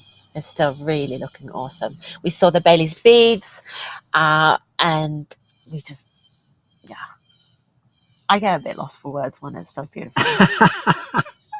Absolutely, yeah. That was a terrific sight there. We still have lots to come, lots of partial eclipse and annularity to come from Brazil. In the remaining part of the show, we're also going to do a little bit of looking ahead to next year. Next year we have a big total solar eclipse that will be happening across Mexico, the United States, and Canada. Our time and date team is going to be in the city of Llano, Texas, for this eclipse. And coming up in a few minutes, we're going to be having a chat with Tony Guidroz, who is the Director of Community Development for the city of Llano. And he's going to be telling us about some of the challenges that a small city has in preparing for the event of, the very unique challenges that a city has preparing for a total solar eclipse. So that's going to be coming up in a few minutes. And we've got all of Brazil. There's loads of annularities coming up there. We're hoping we're going to get them all up on the screen. It's always weather permitting. It's always technical things permitting. That's how it is, live streaming eclipses. And speaking of the future, we're going to be live streaming a partial lunar eclipse in 2 weeks, not from Roswell, but from Time and Date HQ in Stavanger, Norway. So, we've got a lot to come. And all of that is described on timeanddate.live. We've got all the good stuff about our partners, about this eclipse, and also what is coming up in the next few years, weeks, all that fun stuff. So see you soon.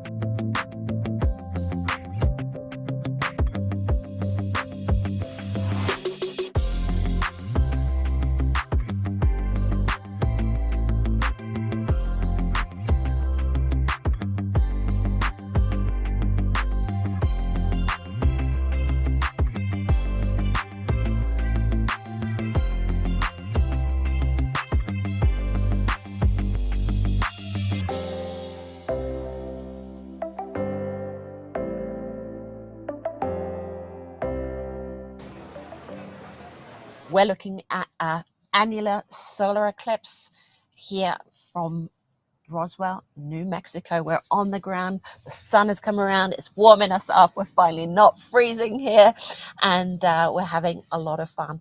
And we want to look a little bit ahead because we are going to go to Texas in April 2024 in Llano, Texas, in the US. Graham.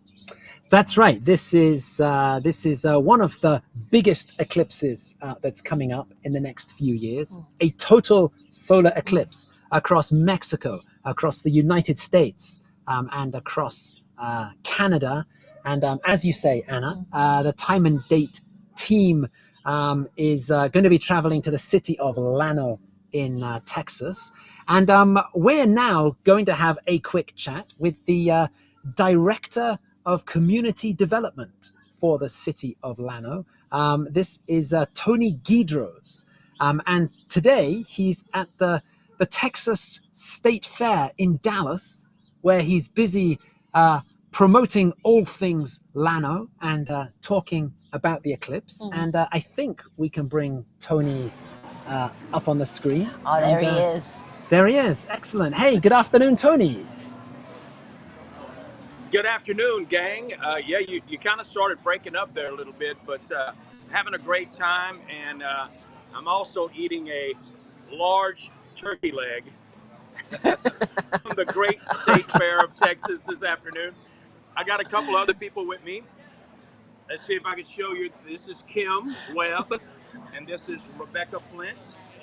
And they are some assistants of mine at the Llano Visitor Center and Chamber of Commerce. They're absolutely wonderful. They treat everyone like a cousin they hadn't seen in 5 years. They love on everyone. And we're here, yes, at the Great State Fair of Texas. It's a wonderful time. And just to let you know, we brought about 500 goodie bags with us and gave that away in around 2 hours. And in an hour and a half's time, we had given away 800 pair of eclipse glasses. Wow. That's terrific. That's great work you're doing there today. Fantastic stuff. Absolutely. And Absolutely. Hey, Tony, we want to just say firstly, thank you very much for hosting time and date next year for the total solar eclipse. Well, it's absolutely our pleasure in Llano, Texas to have you. We're actually honored that you chose to be in Llano, Texas. We're going to have an amazing time. Just, earlier today was a very small sample of what people can expect from the eclipse. The annular is something that we're able to see quite often. The ring of fire is something that is rare, but eclipses, you've seen several throughout your life. But what's coming in April of 2024 is an amazing, once-in-a-lifetime event. And how are the preparations going? We've heard of some challenges that you've been having getting ready for the eclipse in 2024. Well, so we have emergency management teams that are working on several things. The city has also been working to secure everything for our locals, because we do expect a large influx of people to come, as Llano is directly in the path of totality for 2024. So we have a bridge that runs right through downtown. It's an iconic Inks Bridge, and that is a little bit of a concern of ours because it's always a high traffic area. But we believe that our emergency management will take care of being able to take people to the hospital or any kind of medical that they might need. We're also working with the state of Texas and the governor, and hopefully he will help us with some of the Texas National Guard and American Red Cross to help us as well, because we do want to take care of everyone that comes to town. We will have 3 viewing areas while we're there. So at Badoo City Park is one area. We have around 88 camping sites, and it's right on the Llano River there. But then we have a larger spot at the John L. Kirkendall Arena and Convention Center there, where we will have more camping sites and a lot of RV sites. And then we have there's a fly-in opportunity in Llano for 140 planes to land, and then for us to bring people in. We have a website, which is Llano2024eclipse.com, If you'll go there, you can see some information on the readiness that we're preparing for, and then also you can see some date and time information. We appreciate your website giving us the opportunity to put that information up. But there's a lot of tips. There's information about camping, shopping, dining, all of that. Our area restaurants are getting ready to serve a scaled down version of what their menu would normally be. And then also try to do some grab and go items. We do have medical that will be in each one of those 3 locations to rehydrate people should they get dehydrated. We also have food trailers that will be there, and just several other opportunities just to come and have fun as well. We want people to love Orlando, and we are You're really getting things going, Tony, huh? Yeah? Yes, Wow. we are very excited. Yeah. Very much so. Wow, that is a lot of work going on to prepare for the eclipse there. Tony, we know that you're another part of the festival. Okay. We'll also have the Llano Solar Fest, which is a kind of a 2-day music festival. We'll have 4 bands each day that will perform. Wow. And there'll also be some eclipse. Let's see, how would I say? There's a guy who does several planetarium presentations, but he's going to do some eclipse presentations. His name is Michael Albrecht. He is a scientist and geologist, so we'll have him there. And then we're hoping to also have Dawn Davies. She is an astronomer, come out and help us as well. So we believe it's going to be a wonderful time, and we're very excited to have you. We're happy to have you folks come and join us to broadcast live there as well. We're so happy and honored to have you. Well, that's fantastic. That's terrific stuff. And Tony, we know you're having a busy day there, so we're going to let you get back to things at the State Fair. Just quickly before you go, what kind of things are happening there today? Everything Texas. I got to show you this crowd. Woo!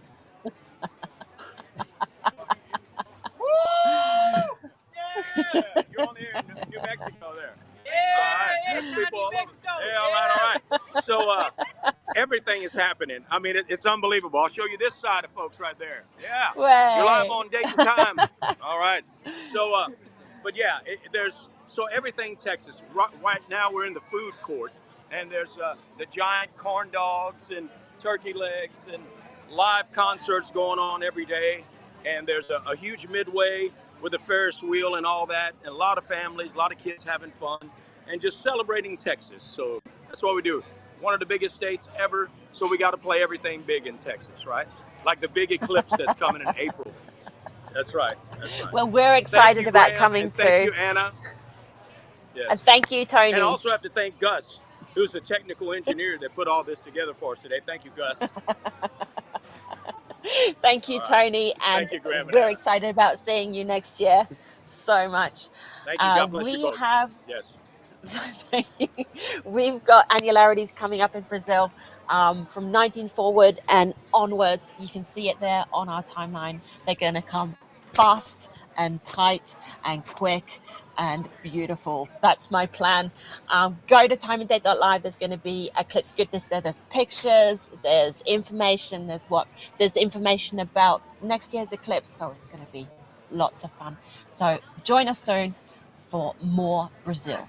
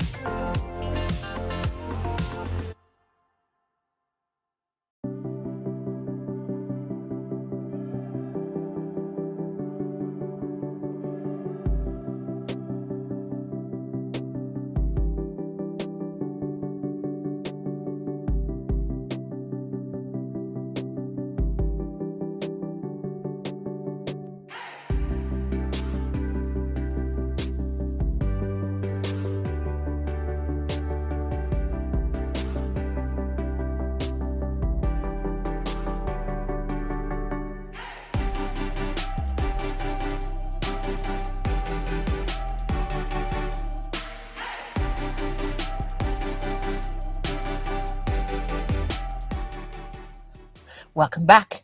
You're watching an annular solar eclipse on timeanddate.com, and we're on the ground in Roswell, New Mexico. We've been enjoying annular eclipse here, and it's over, but it is not over in Brazil. And annularities are coming up, and they're going to come thick and fast from about 1934 UTC. And why, Graham? Right. If we have a look at our moving eclipse shadow map just above us on the right-hand side of the screen, we can see, first of all, we've got our longitude and latitude information on the left-hand side there. That's showing us that the moon's shadow is now in the southern hemisphere. On the right-hand side there, we can see the speed of the moon's shadow as it moves across the globe. And we can see that that is increasing. That number is going up as we look at it. The reason it goes up is because the moon's shadow is moving across the globe, but as it gets towards the edge of the Earth's surface curves away. So the moon's shadow strikes the Earth at a much shallower angle. It's why we can see that that red dot, which is showing where annularity is happening now, when we saw it towards the middle of the eclipse near Colombia, that was a very kind of circular dot. As we now get towards the end of the eclipse, that shadow is starting to stretch out as the Earth curves away from the shadow until eventually the shadow will skim off the Earth and lift into space, and that will be the end of the annular eclipse this time round. Yeah, and we are waiting for these annularies across Brazil, and we're going to sit back and watch them come one after one. We know that some people are having clouds, some people are having difficulties, so we're going to make sure and hope and cross our fingers, like we're always doing, that we get a few of these annularities. When we were looking at the maps, our feeds just an hour ago, they were all up and running, everything was good. And now we're left with Juazeiro do Norte in Brazil, and hopefully the other ones will follow through. So go to timeanddate.live, check out what's going on there as well. It talks about what's coming up next. It talks about what's going on in Brazil, and we're going to lean back and enjoy the next 20 minutes of annularity from Brazil. So we'll see you soon.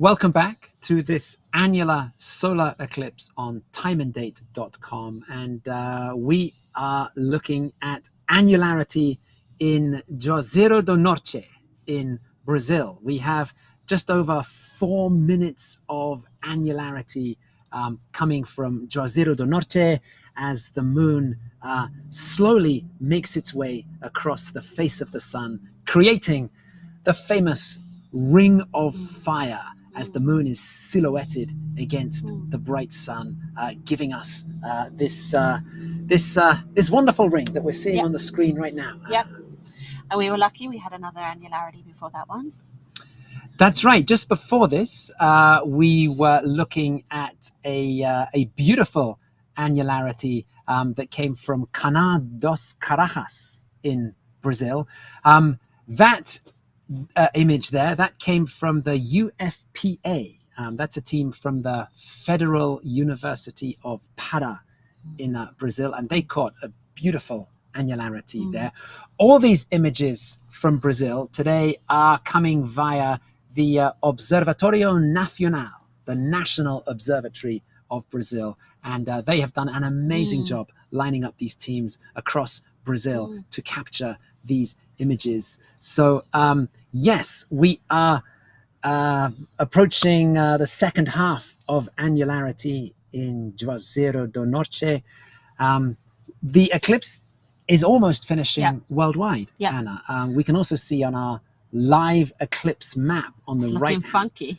It is. The moon's shadow, that red area, which earlier in the eclipse was a very neat circle. It's now stretched out. Half of that antumbral shadow is now in space. It's kind of skimming off the edge of the Earth. It's moving at a very high speed. We can see it's accelerating. It's around 7,500 kilometers per hour, 4,500 miles per hour. Those numbers are going up as we watch, as the moon's shadow slides off the edge of the curved Earth and heads off into space. And yes, annularity coming to an end in Juazeiro do Norte. And the ring is almost broken. I think it is broken now, Anna. And so that is the end of annularity there. And we do see the sun come in and out of view there or sometimes on our screen, and that's because they're working really hard to align those telescopes all the time, making sure that the sun stays in the frame, because it's quite difficult to adjust your telescope when the sun's almost completely covered by the moon. That's right. I mean, we can see here that the moon is moving relative to the sun. That's one of the great things about these eclipses, that we can see that movement. But of course, what we can't see here is that the sun and the moon are themselves in motion across the sky. And keeping track of them is quite difficult, especially when there's very little sun for telescopes to latch onto and track. So yes, tracking eclipses around annularity is a difficult job. Yeah, so you guys saw us taking them on and off, trying to kind of make sure that we were showing that beautiful annularity. And the same was with Neva. One of our highlights of this eclipse show, I reckon, was 5 minutes and more, 5 minutes 5 seconds of annularity from Neva in Colombia, and that was provided by Michelle Mora, and she is one of our contacts in Colombia. And we're going to be talking to her very soon. So we're going to be back soon. Go and have a look on timeanddate.live and find more information about all our friends, all our partners, all the fun stuff, the pictures, the stories, everything is there. And we will be back with Michelle in a few minutes.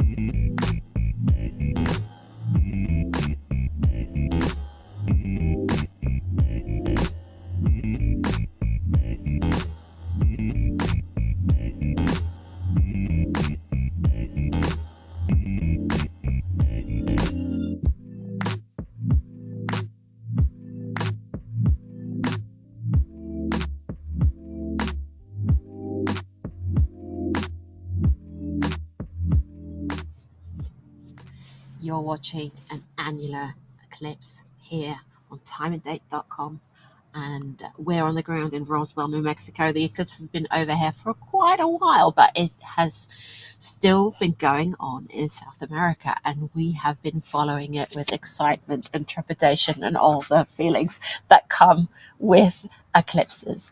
And we promised you an interview with Michelle Mora. She's an astronomer from Venezuela, and she works at the Planetario de Medellin. Is that correctly pronounced? I hope so. And we're very happy to talk to you. We're very happy to talk to you, Michelle. So we'll get her on screen now. There she is. Hi. Michelle. Yes, So I'm good very to excited see to you. be here. And congratulations on your amazing live stream of the annular eclipse. Yes, we Yeah, were very excited, and it was wonderful. that's fantastic. That's fantastic. And yeah, thank you for joining us to have a quick chat after all the excitement today as well, Michelle. And yeah, tell us where were you today? And I know you had a little bit of a journey out from Medellin to get to your location today. How has everything gone over the past couple of days? Yes, it was a travel that I couldn't imagine. So we started at Medellin, and we went at 2 a.m. on Thursday to somewhere called Neiva, that it's located in Colombia. And then we took a bus down a little, like an hour or somehow, down to a place called Rivera, that is just below Neiva, so that we could have a little bit of more a better weather for the eclipse, because at Neiva it's very hot. There's a desert there, so we were expecting to be a little bit more comfortable. So that's where we are. Well, that's awesome. And how was Annularity for you? We were observing it, and it was amazing. But we saw that you had some troubles as well. Yes, right at Annularity, we had a problem with the HDMI, and it disconnected, and we were like running, and we were very stressed. It was I was shaking, and I was trying to see it, but I was trying to talk to it with the people, and it was stressful, but an amazing 5 minutes. Yeah. They felt like 10 minutes for sure. Oh, yeah. It felt like it went really Yes. quickly and really slowly at the same time from our end. So it Yes, was we exactly. were just cheering for you. Ah, Yes. fantastic. And Michelle, when you're not getting up at 2 o'clock in the morning and traveling to remote areas in Colombia to chase eclipses, you're part of the team at the planetarium in Medellin, and you do some amazing outreach work all the year round. Can you tell us a little bit about some of the activities that you do at the planetarium? Yes, thank you. Thank you for your words. So at the planetarium, I am leader of the astronomy and education part of the planetarium. So we, as a team, we are working with teachers so that they can share with their students the everything about astronomy. In fact, I didn't remember to tell you, but we did a contest this year that was called "How is the eclipse gonna show in your school?"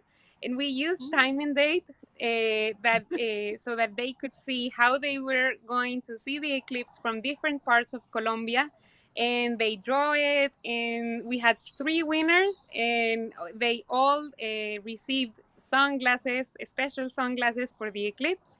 So that was one thing that we did somehow related to your to time and date.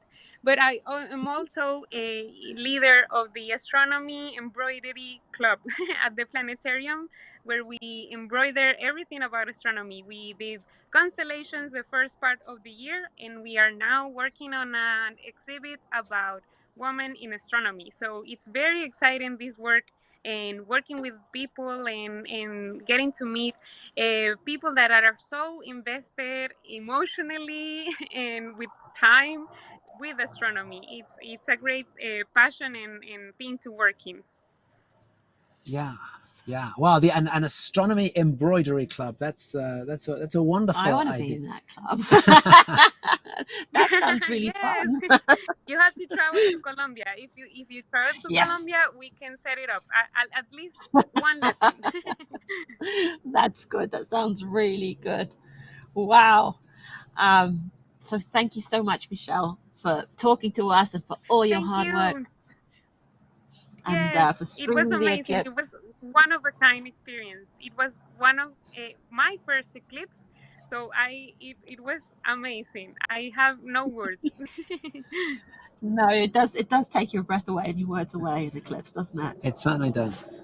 So we're going to be back telling you about more amazing eclipses. There is a total solar eclipse coming up in 2024. There is a partial lunar eclipse coming up in 2 weeks that we're going to be live streaming here on timeanddate.com. So we're going to be back and tell you all about those. You can also read about them on timeanddate.live. So we'll see you back here soon.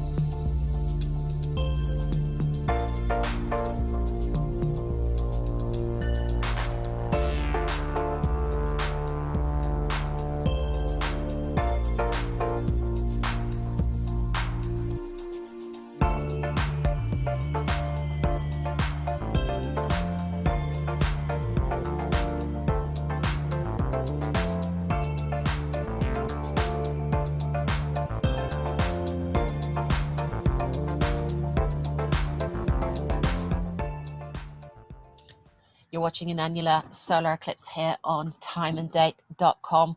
We're on the ground, Graham and Anna here in Roswell, New Mexico, and we've been here for almost 6 hours, and we're running out of images of the sun. So this is the time for us to round up and tell you all about what is coming up. It's been a marathon of an eclipse. You've been watching the October 2023 annular solar eclipse, but we have more to come in 2 weeks, and we can take a look at our future live eclipses. Yeah, there we go. So we've got a lunar eclipse coming up in 2 weeks in Europe.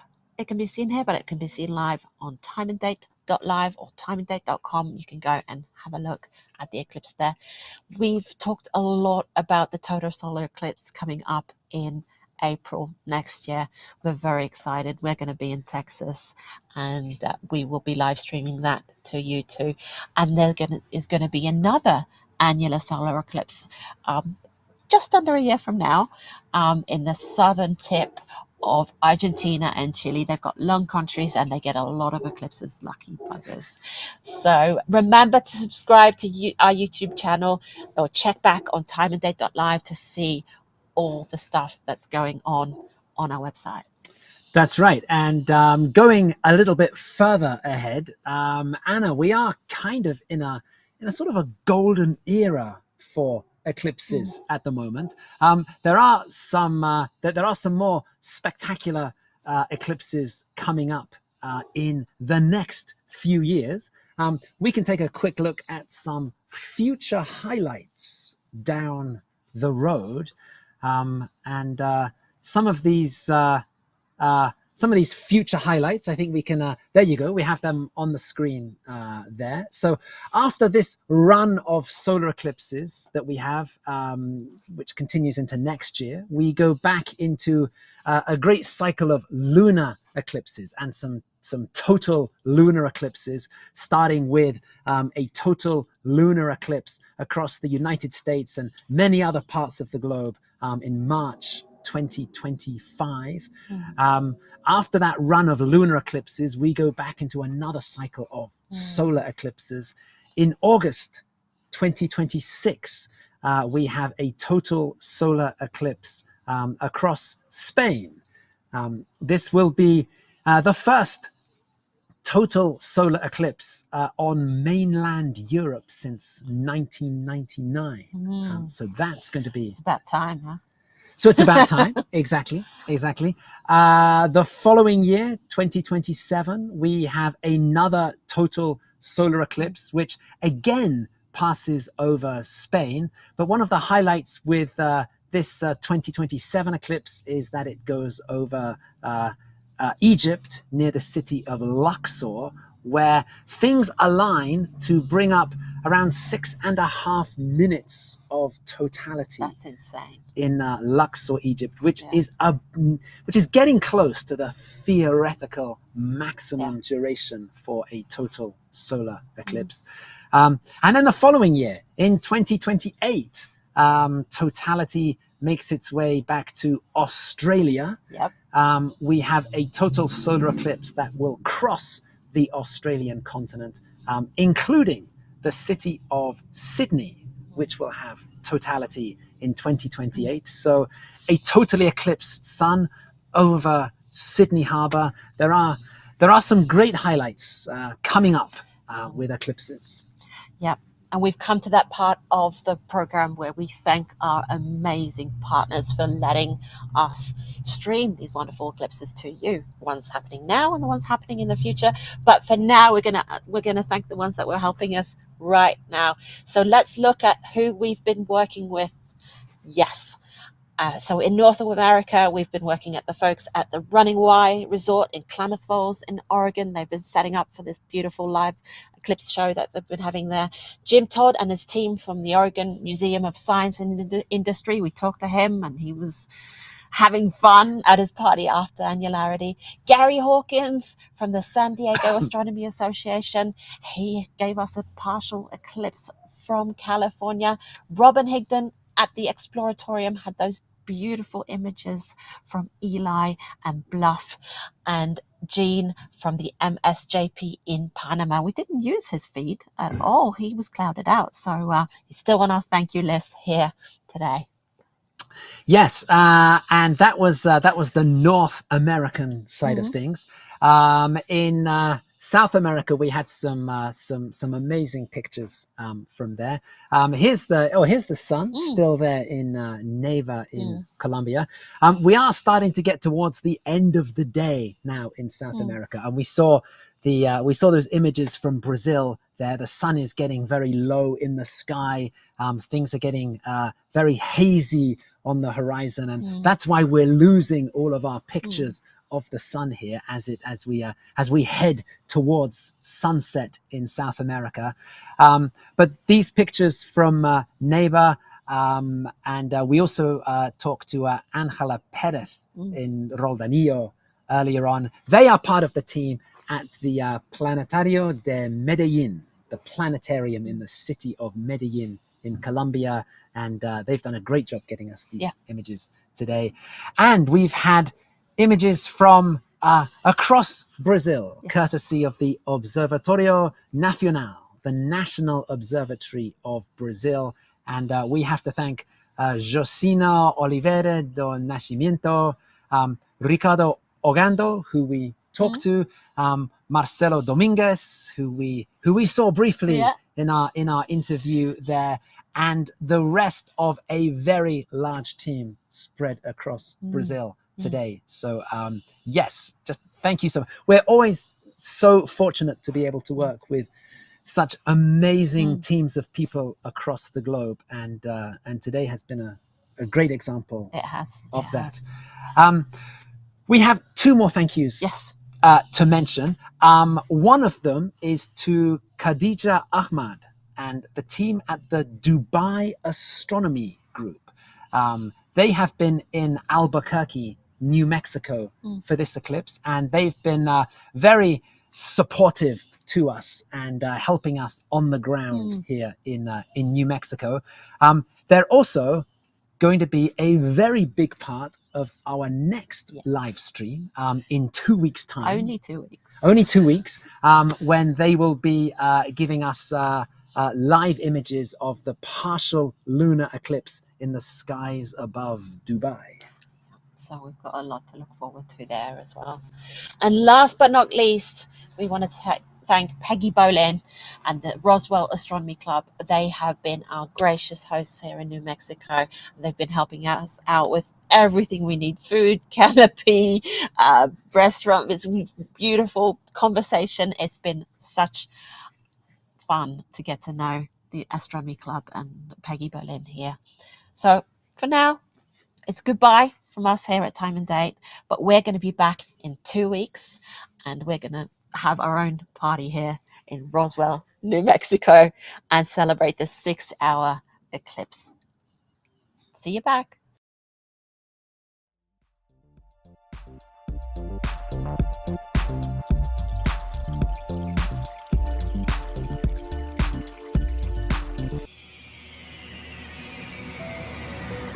At Time and Date, we look up into the sky.